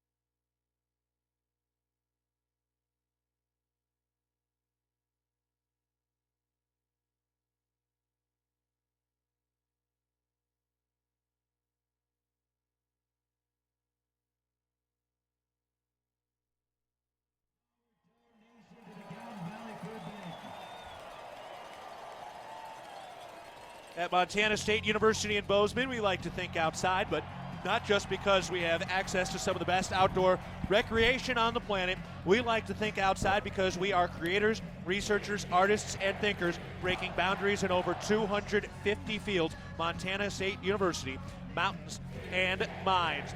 Cats leading 55-14 over the Griz. 3:13 remains before the Cats get to take the Great Divide Trophy back, and this place is popping, Mikey. Yeah, you can hear the famous song sung to the old Moni Moni. It doesn't get any better than this in Bobcat land. Special day, special afternoon. The lights have never been quite this bright on this rivalry with College game day in town. Montana was sitting on the bubble. They needed a showing in this game, and they have come out absolutely flat. The Cats have dismantled the Griz today, particularly on the ground. 435 yards on the ground for the Cats. 5 touchdowns. Tommy Mellott, 2. Sean Chambers, Marquis Johnson, and R.J. Fitzgerald, each with a rushing touchdown today. Cats ready to kick it away from right to left. Blake Glessner approaches the football, gives it a hearty boot. This one just a little bit short, caught near the 5-yard line. Malik Flowers on the move, cuts up the middle of the field. He strips one tackler and then is dropped down on the right hash mark. All right, important now for the Cats to stay healthy, stay classy, stay under control. Griz are going to be feisty, they're going to be hurt, and they need to be very, very careful here because the Cats have more goals after this one today. Yeah, absolutely, and the health thing is so key. It's already a banged-up crew at Montana State. They got some reserve guys in here now on defense, which is great. Getting these guys some Brawl the Wild experience. Pretty special. Montana State looking to go to 10-9 against the Griz since they snapped the streak in the early aughts. Here's the snap. Britt fakes the handoff, fires over the middle, and incomplete. Looking for Malik Flowers. That'll bring up 2nd and 10. Montana State over 900 yards on the ground, close to 1,000 yards on the ground over the last 2 games. That's right into your identity. That's what they want to do, and the creativity and the different personnel groupings and the bells and whistles that have gone on has been pretty impressive by Coach Housewright, Coach Vegan, Coach Beal, Coach Armstrong. Kudos to these guys. Coach Udy. Second most rushing yards in a single season for the Cats. Here's a high snap. Britt brings it down. He fires over the left side. Popped up in the air by Roberts. Incomplete. Could have been a flag there. A little contact first by the Cats defender, but either way, incomplete. And just like that, third down coming up. Yeah, this is a tough position to be put in as a young quarterback. Daniel Britt, he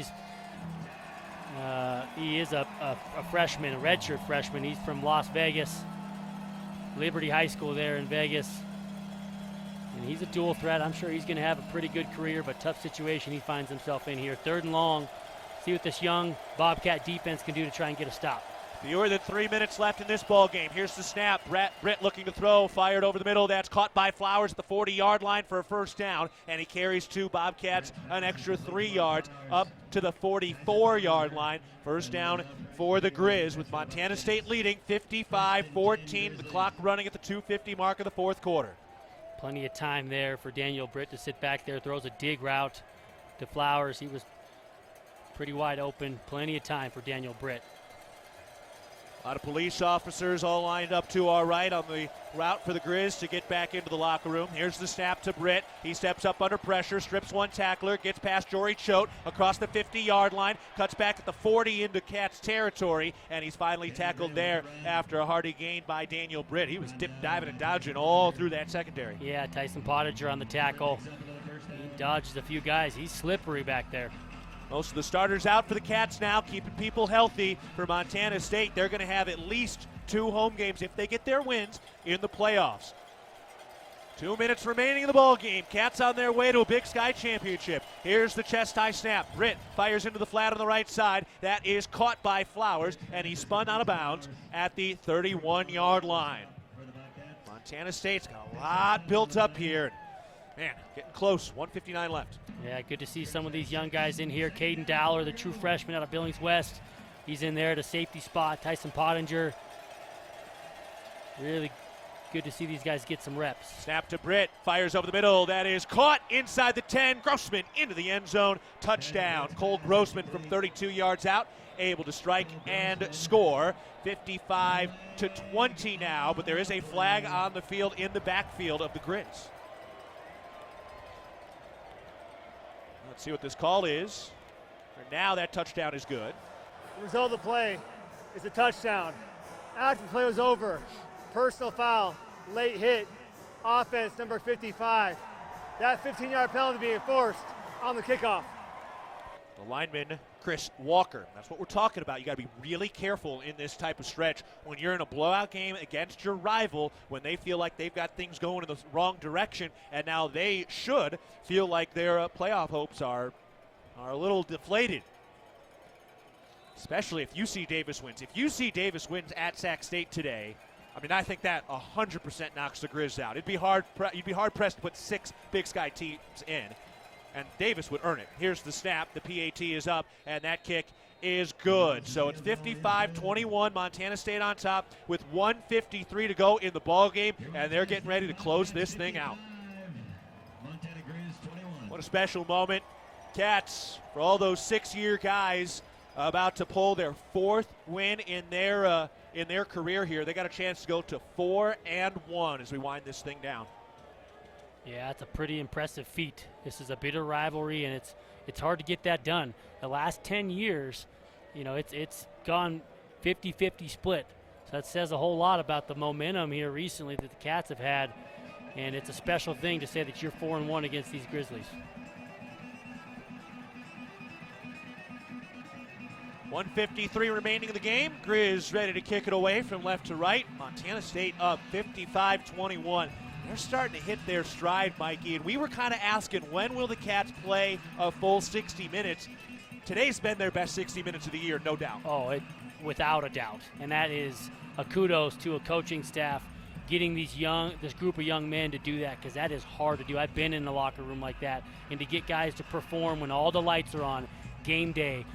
You got playoff hopes. You got conference titles. You got home field streaks that you're trying to secure and protect. It's been impressive. Here's a little squib kick, and Coy Steele makes the catch near the 40-yard line in Griz territory. Game clock operator, please reset the game clock to 1:52. And Montana State getting ready to celebrate here. It's going to be a madhouse down there in 1 minute and 52 seconds of game time. Serving all your garage door needs, DoorTech is raising the door on quality. Also, a shout out to Firehouse Subs, keeping us fueled up, blocked in, and ready to go. That was an absolutely delicious meatball sub. We do have one more to take home if you need to, Mikey. I haven't had my Firehouse Subs, and I'm going to close my evening out with one, I can assure you. We saved you yours. Nobody's eating that for you. Mikey's got his. I had mine. I'd bite your finger off if you did. Here's the snap, a handoff from Sean Austin to Garrett Kuhn, and he shoves that offensive line forward up to the 39-yard line. So Sean Austin getting some snaps in this rivalry, keeping everybody safe. Sean Chambers is done. Tommy Millott is done. And the Cats taking care of business, and they're about to go into the victory formation. Willie Patterson on the field.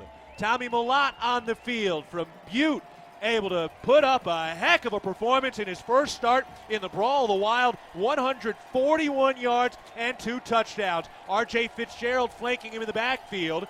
And on second down, the Cats will take a knee. Here's the snap, and he puts it down. And we're just about there as we wind under a minute to go.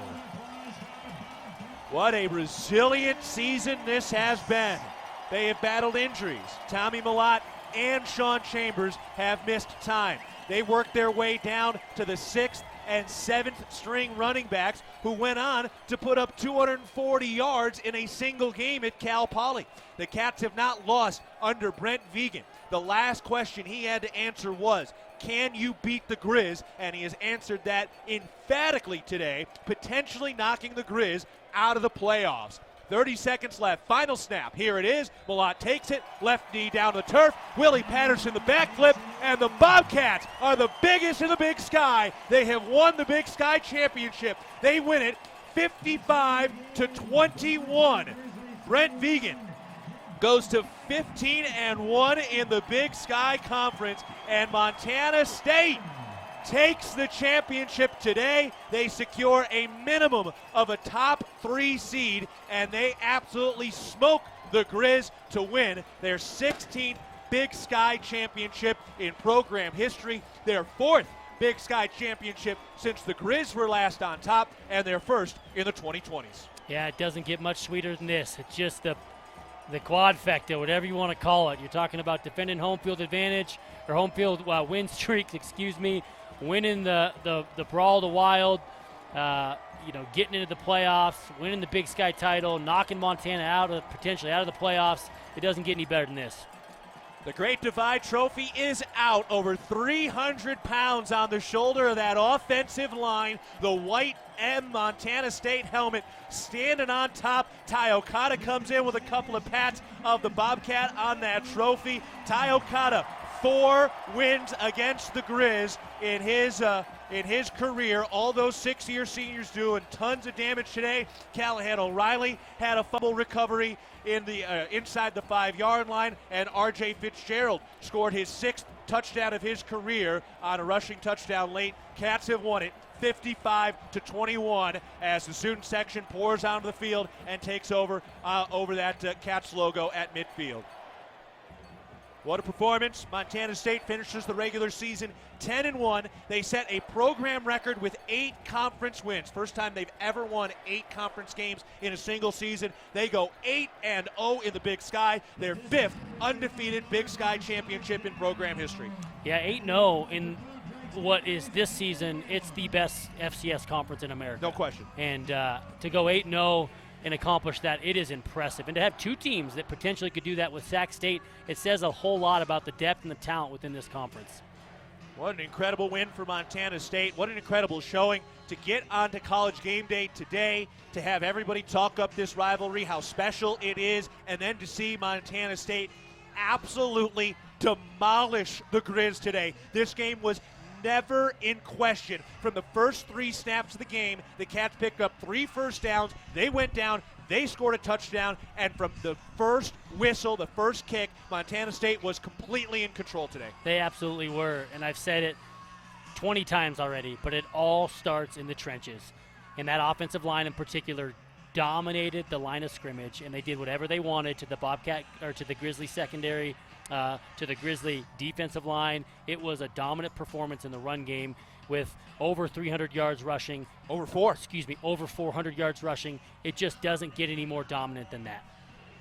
Everybody spent all week talking about, could the Cats run against this Grizzlies defense? Montana's got such a great defense. They've stopped everybody. They've held teams to under 100 yards rushing per game, and Montana State went out and put up over 100 yards per quarter in this ball game. They had 2 100-yard rushers, Tommy Malott 141, Elijah Elliott 126, Sean Chambers 86, Marquis Johnson 74, Garrett Kuhn 7, and R.J. Fitzgerald with 5 rushes and 1 touchdown. The Great Divide Trophy kind of circled around the field. It came down the Griz sideline, got to the Sonny Holland end zone, came back down the middle of the field through this massive crowd that's now on the middle of Bobcat Stadium, and it's slowly being carried back into the BAC with that white Montana State helmet sitting on top, and that big old trophy is back at the BAC. The Cats have now won 5 of the last 6 meetings, and Montana State winning the Big Sky as they beat the Griz in their now 16 Big Sky championships. The Cats have beat the Griz in 14 of those seasons, so Montana State is 14-2 against the Griz in their Big Sky championship seasons, and the trophy now has entered the BAC, and this team now will get a moment inside that locker room together to celebrate just with themselves, and they absolutely 100% deserve that, to just have that moment to themselves and think about all of the adversity they faced in this season, all of the adversity they faced over the last 5 years through a coaching change, through tough seasons, through the pandemic-canceled season, and now in through this season to complete a 10-1 and 8-0 Big Sky championship. Yeah, there's so much to celebrate, and it's so special with those players. I've been in those locker rooms, and I've been, unfortunately, I was on the other side of it, more than I was on the good side. But I'll tell you what, I will never forget that, being in there and winning the rivalry game and sharing that moment with your brothers that you've worked so hard with, and winter conditioning and summer workouts and all the practices and everything that you do, and it's so important. And on the big stage, when it mattered, college game day, the lights were on, everything was at stake, you showed up. And I think there's nothing that you can tip your cap and compliment a coaching staff more than we can to this staff that's gotten this team ready to go, and they delivered a hell of a performance today. I mean, what Brent Vigen has done in 2 years is remarkable. The only knock you had on him was that he lost to the Griz last year, and think about the redemption for this team. When we talk about this adversity, to go to Missoula last year, have an opportunity to win a Big Sky title, and lose pretty easily. I mean, they lost that game. To come back here and absolutely dominate today. Brent Vigen is 22-4 as the head coach of Montana State. He is 15-1 in the Big Sky. And the Cats have won 18 straight home games overall. Brent Vigen has not lost at home, and he's got his team set up with the road to Frisco built through Bozeman. We talked about it last week and didn't want to jinx it, so we didn't park on it too long, Keaton. But the home field advantage, we saw what it did today. It's a big deal. And I know that this is, you and I have had a chance to talk a little bit about it, and I know you're getting settled now as you're 10 games into Bobcat football, but I think you can see, especially on days like today, the home field advantage. It just matters. The weather matters, the crowd matters, and it is so key as you try and make a playoff push. And this team will be at home for most of the playoffs if they continue to win, and it's such an advantage. And proud of these coaches and players. On this Saturday afternoon for a noon start, Montana State getting the win 55-21, 22,047 at Bobcat Stadium, and the Cats have carried the Great Divide Trophy off into the BAC. We're going to take a break. We have a ton to get to today as Montana State has won and finished the regular season atop the Big Sky Conference, and now we can sit back and wait and see what happens between UC Davis and Sac State. If Sac State were to lose, then Montana State would have the lone outright championship, but that doesn't matter too much to the crowd who's hopping up and down now. I mean, everybody is on the field. Almost the entire field from about the 30 all the way to the BAC is hopping up and down in unison right now. What a sight. I'm happy that you get to see this, Keaton. For a first timer, it's pretty darn cool to do it at home and see this type of celebration. You can see the power in this type of rivalry and what it means to the state. It's so cool. Most of the field in the shade, the end zone near the BAC still in that bright sunshine with the lights on, and the Cats celebrating a 55-21 win over the Griz at a Big Sky Championship. Number 16 in program history, the 21st conference championship all time at Montana State. Let's take a break. We got all the extra stuff coming after this timeout. Cats win it 55-21. They're Big Sky champs. This is Bobcat football from Learfield.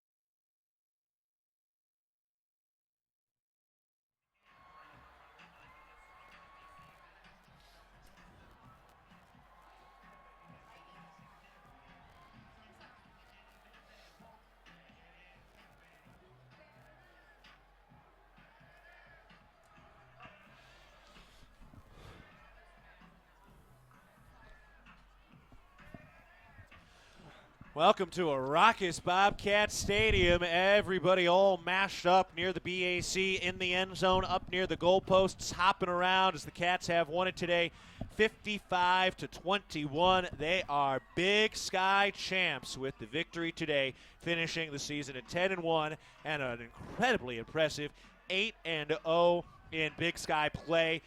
Mikey, first and foremost, I think this knocked the Griz out of the playoffs. Bobby Houck spent all week saying, oh, the win against Eastern Washington put us in. Oh, we're definitely in. We're definitely in. That was never the case. Absolutely not. Yes, they lost a couple of close games to some ranked opponents. They've got no marquee wins, and they really kind of faded the season. They had big numbers the last two games, but that was against Eastern Washington and Cal Poly, who are having bad years this year.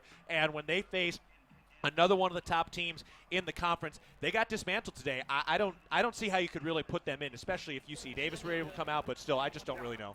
Yeah, I'm not sure how that happens. I know, of course, Coach Houck, that's his job to lobby and make that happen and try and fight for them to get them in, but I don't see how that's possible, other than the fact that, some of their tradition, and they do draw a nice home field crowd, and they may have a big bid, which they probably do, so we'll see what happens. Yeah, it's going to come down to some of those. Yeah, I think if we got Brent, we can get down to you, Dan.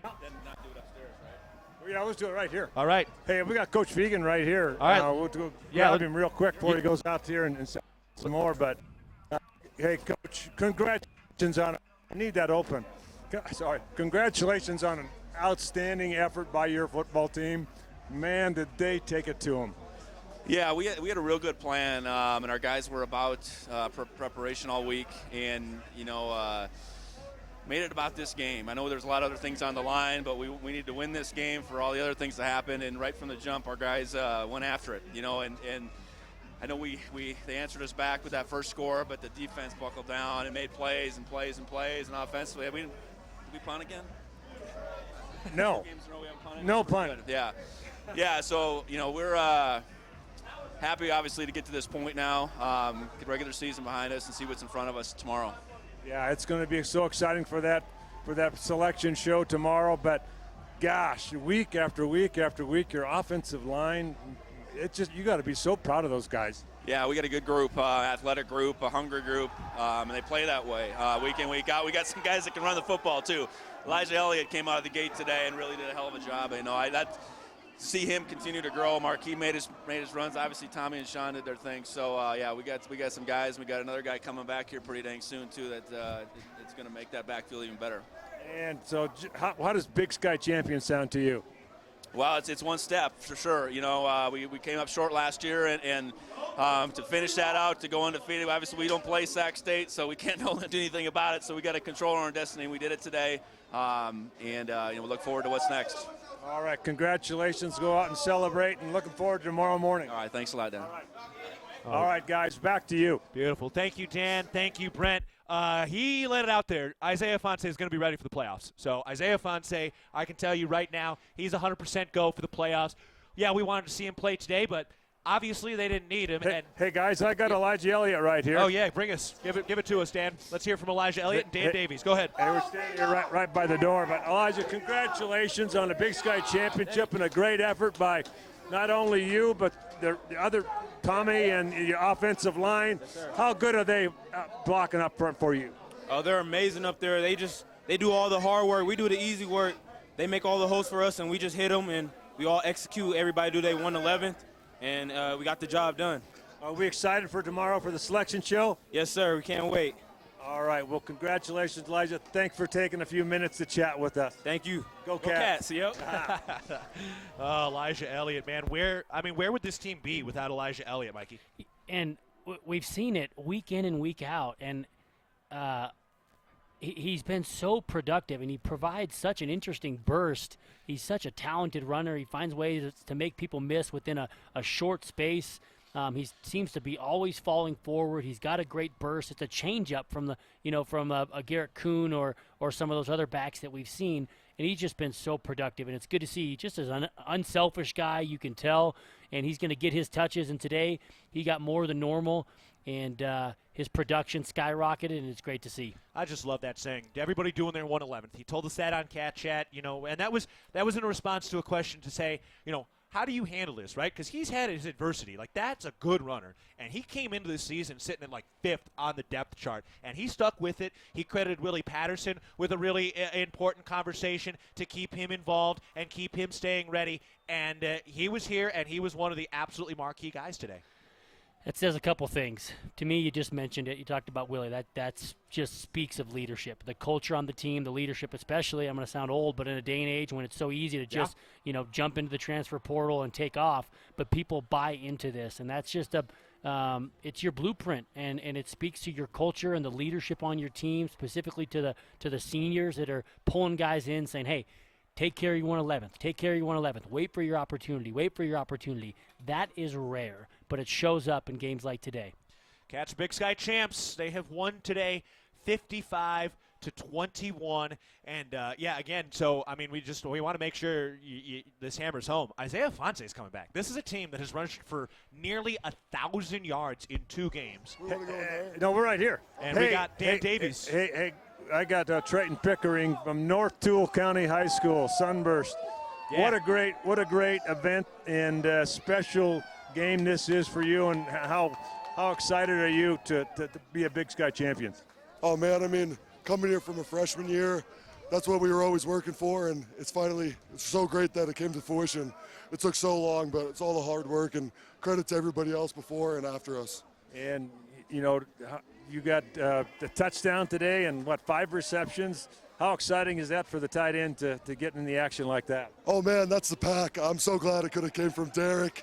I mean, RJ's out there blocking, everybody's blocking. It just came all together, and I'm just so happy for everybody out there. And how excited are you for the selection show tomorrow morning? Oh, I'm super excited, super happy, gonna enjoy it tonight and see where we end up. All right, Trayton, congratulations on a great game and Big Sky champion. Thank you. All right, back to you guys. Thank you, Dan. And Trayton Pickering who caught that touchdown pass from Derek Snell. What a season Derek Snell has had, And we're gonna hit on so many of the guys on this roster from this season because there's really no MVP. If you had to really pick an MVP, you could argue anybody you would pick. But for a guy like Snell who is lined up literally everywhere and puts a touchdown pass in the championship-winning game against the Griz, you can't write it up better. Yeah, I've said it from the get-go. He is such an interesting athlete because he is a very smooth athlete, but he possesses the size. He's not huge, but he's, probably like 6'3", 245, 250. He's a smooth athlete, but he's a willing blocker, kind of has that fullback type. He's got a little bit of that running back in his background, kind of do it all, from his days in high school. And you put it all together, and the guy's just a football player. He's just a weapon. And I think that this team is made up of a lot of guys like that. And, it's just how you're going to get everybody the football, how are you going to get them their touches and match it with some creativity within your blueprint.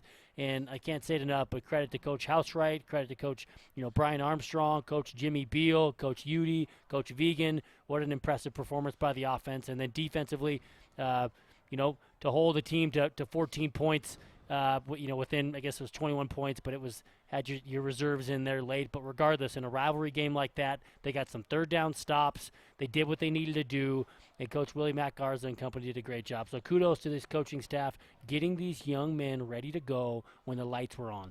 Montana State winning it today, 51-21, securing a Big Sky championship. They did not lose a game to an FCS opponent this season. The only FCS loss for Brent Vegan in the regular season, at least, was against the Griz last year, and they atone for that today. We're on the Ribbon Chop House post-game show at Montana's Ribbon Chop House. Our staff is dedicated to creating extraordinary experiences that raise the bar in each of our communities. Enjoy premium steaks, fresh seafood, and award-winning baby back ribs. We look forward to sharing a little Rocky Mountain hospitality with you. All right, we got to take a break, but when we get back, we got more to come. Hopefully Dan can grab a few more players. We've talked to a couple already, but Montana State has won it 55-21. More to come as the Cats are Big Sky champs. We're taking a break. This is Bobcat football from Learfield.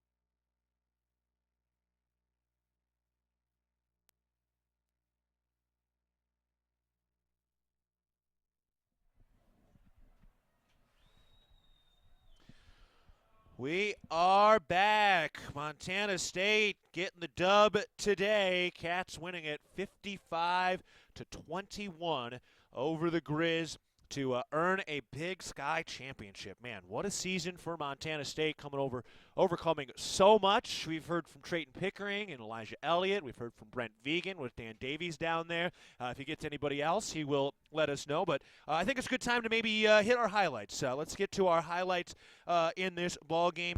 Hey, guys. Yes. I might have Sean Chambers here. Oh, beautiful. All right, well, let's put a pause on those highlights. Sean, then. you got a quick check in the chat with us. Congratulations on this Big Sky championship and a great season. But how special was today for you? It was incredibly special. I think this is my first championship ever, and to beat the Griz today and the Brawl of the Wild was just, I don't know, incredible. So I'm happy for this team, but I mean, I think we know we're not done yet. We got a bigger goal ahead of us.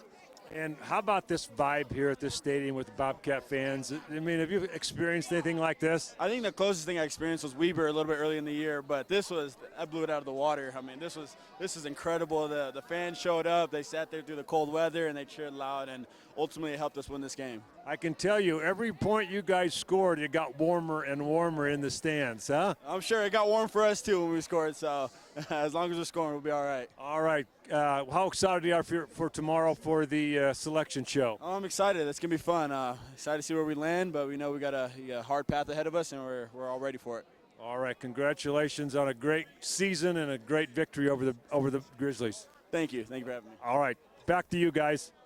Thank you, Dan. Appreciate hearing that from Sean Chambers. What a journey, for Sean Chambers. A couple of years at Wyoming. He beat Montana State while at Wyoming last year. He had been a starter. He had 3 season-ending injuries while he was over there. Had played under head coach Brent Vegan. And, you think about coming into this year, Brent wanted to get some experience behind Tommy Mellott. And obviously, that was the right decision, with Mellott going down due to injury earlier this year. And, it sounded like Chambers just needed to find a little joy in the game again. He came here and he found it.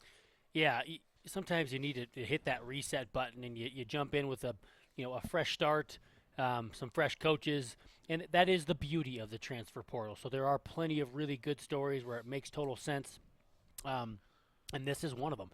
And you can just tell from Sean's interview, he's a mature guy. He brings a ton to that locker room, and the fact that he's going to be back next year, that's a big deal. And he has seen a lot. He's persevered through a lot, and just going back to the culture and the perseverance that you want to add to a locker room, he brings a whole bunch. Hey, guys, I might get Callahan real quick. Beautifully, yeah. We'll see if we can get Callahan O'Reilly here with Dan Davies down there. And, I mean, you kind of mentioned this earlier today. Actually, first, let's get down to Cal. Go ahead, Dan.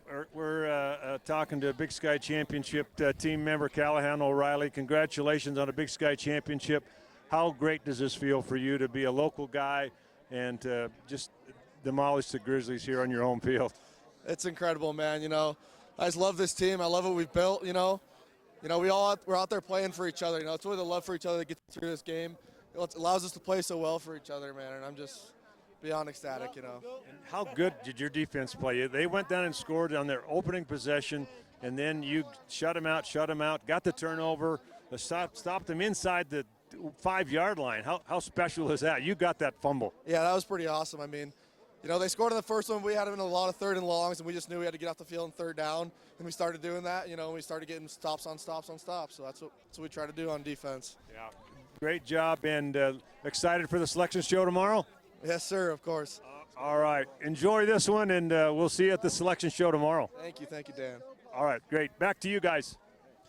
Thank you, Dan. Hearing from Callahan O'Reilly, one of those 6th-year guys. He finishes his career 4-1 against the Grizzlies. You think back to his freshman year when this team went 5-6, 5-3 in the Big Sky, and just how far they have come to set a program record with 8 Big Sky wins. They go 8-0, their 5th ever undefeated Big Sky championship. Yeah, and we said it earlier, but this is the best FCS conference this season in the country, and so to finish 8-0, it's remarkable. It says so much about the leadership and the character of this team, and they're built to last. This is a team that's had injuries too. It's not gone without those, and they've been tried, and guys have kind of taken that next guy up mentality and stepped into the roles where they needed to and done their 111th, as they continue to say, and it's just proven to be really fruitful for them. Yeah, really, really just so impressive the way they've built the depth this season because, some championship seasons you feel like everything breaks your way, right? That's not the case this season. The Cats have had so many breaks go against them this year. And, Brent Vegan talked about it right away from the first meeting of the season. First time I even talked to him, the first thing he said was, we're building depth. We're going to get guys out there, and we're going to build the depth that we need to sustain this thing. And they've got it. I mean, they are so deep in all of these different positions. And it doesn't just show up okay, if somebody gets hurt, then it's your time to get practice reps.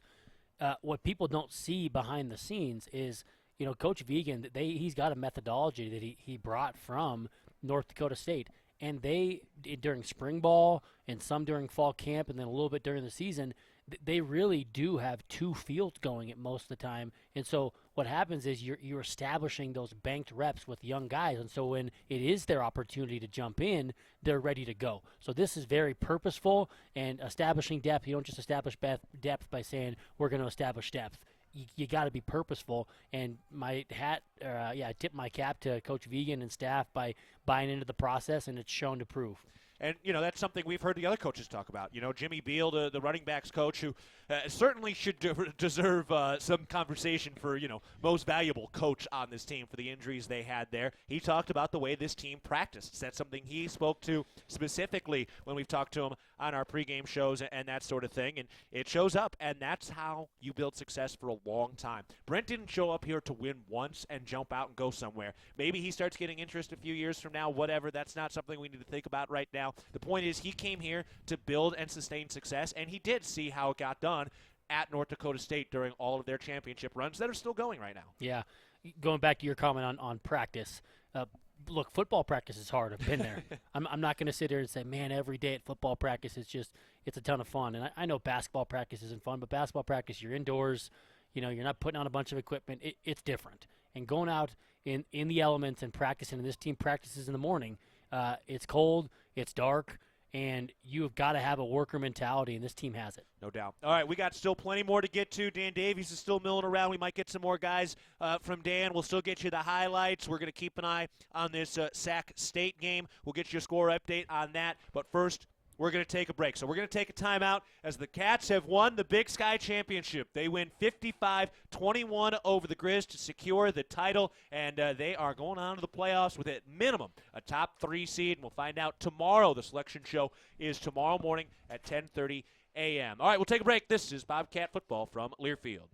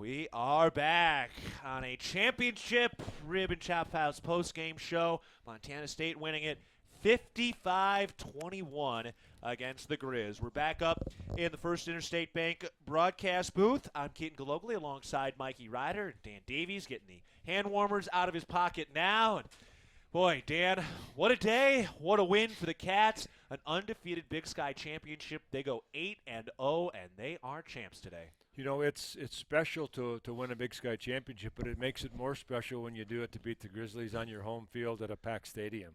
There's nothing better than that, and they deserved everything they got. The Bobcats did today.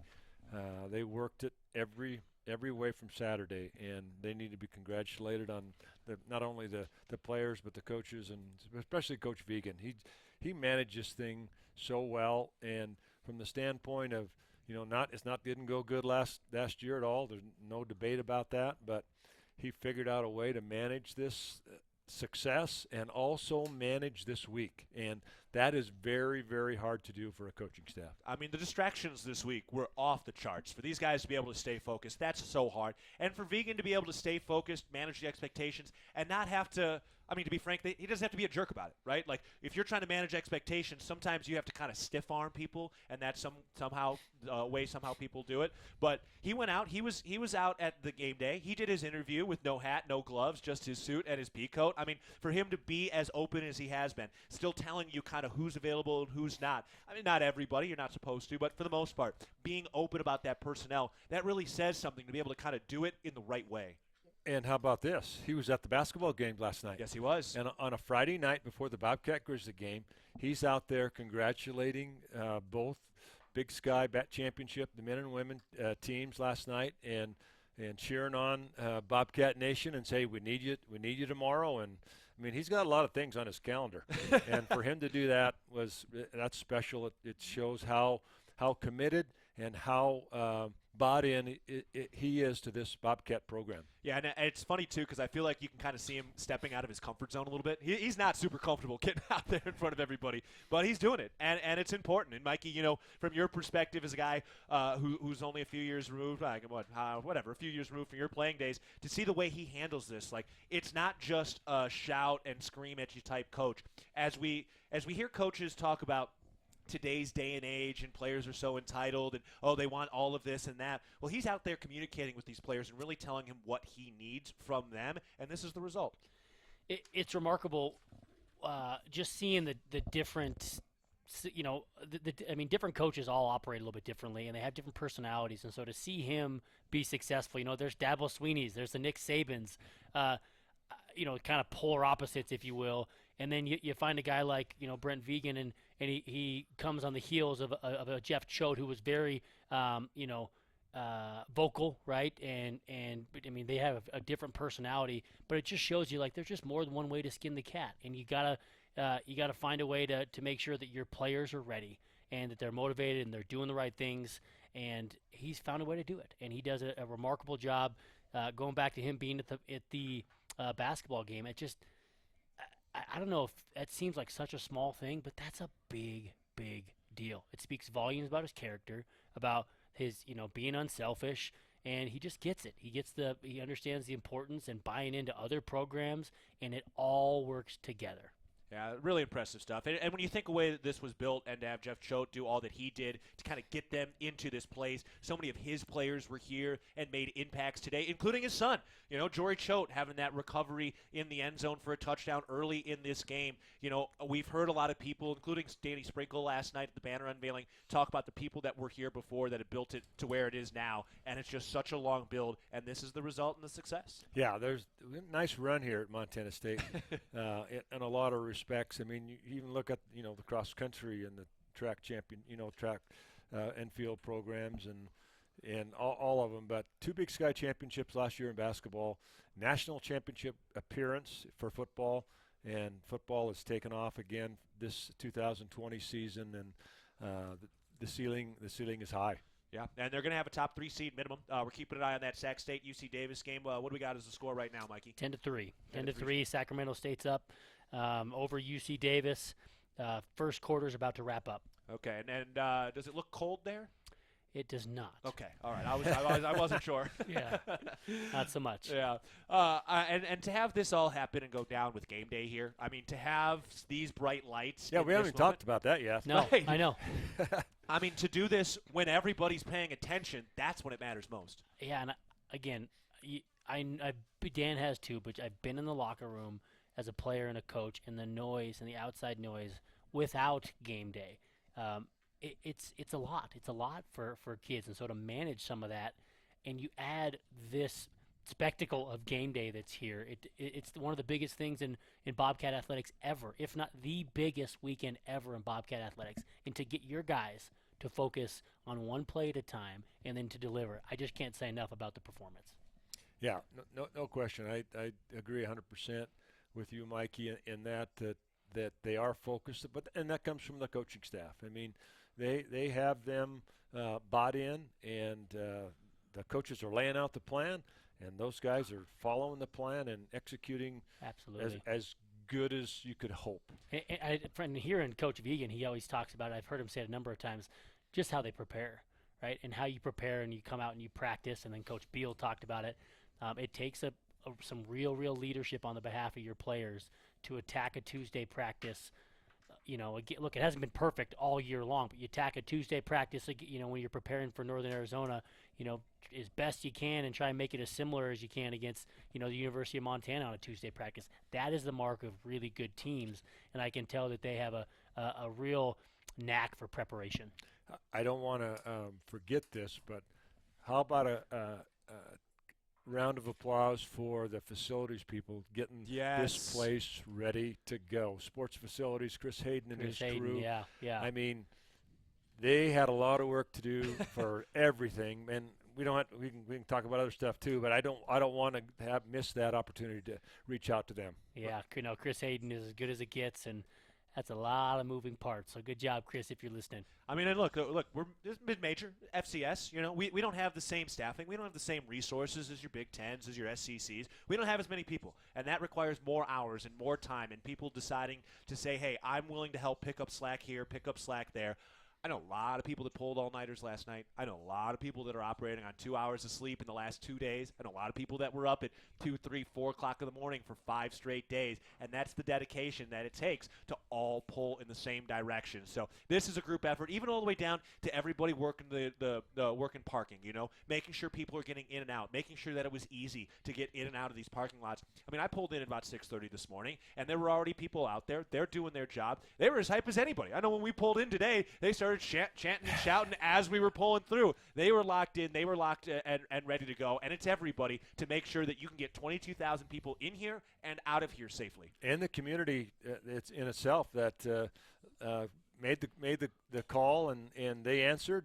Yep. And they came up and shoveled, and it's not a lot of fun. Yeah. I've done it a lot, and it's a lot of work, and it's cold, but it has to be done, and you have the people come in and move. You got to get the snow out of the stands, onto the field, then you got to get it off the field and disperse it somewhere. And the field conditions were just perfect. And so you go full circle. We started talking about game day, and that really goes full circle. My point in that is that's why they were here. Yeah. I mean, they showcase a place like that because you're talking about the community that's here, the community that is shoveling the snow out of the stands so that there can be a football game on a Saturday. Right? I mean, that is what is so special and what they were trying to capture and highlight. Yes, it's FCS football and it's a booming town and all that stuff, but you put it all together, and it was cool because I think they did a really good job of capturing what Montana State's all about. And even though Pat McAfee absolutely picked the wrong team, we'll forgive him. So Pat, if this ever gets relayed to you, I welcome you to take back that pick, and love to have you guys back. That'd be awesome. And I think Bobcat Nation delivered. I don't think College Game Day. I think we hit a home run right there with Bobcat Nation with College Game Day here. I think it went as good as it could have. Yeah, I mean, pretty impressive stuff. Yeah. And Dan, I know you were down there. I was kind of watching it up in the booth and seeing it from here. I mean, how do you feel like they captured things? I mean, obviously Kirk Herbstreit looked like he was cosplaying out of Yellowstone, but for everything else, how do you feel like they just captured everything that they had here? Well, I think they did a really good job.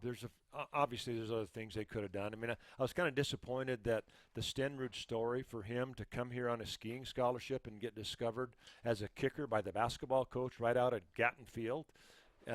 That's a story, and he's an NFL Hall of Famer.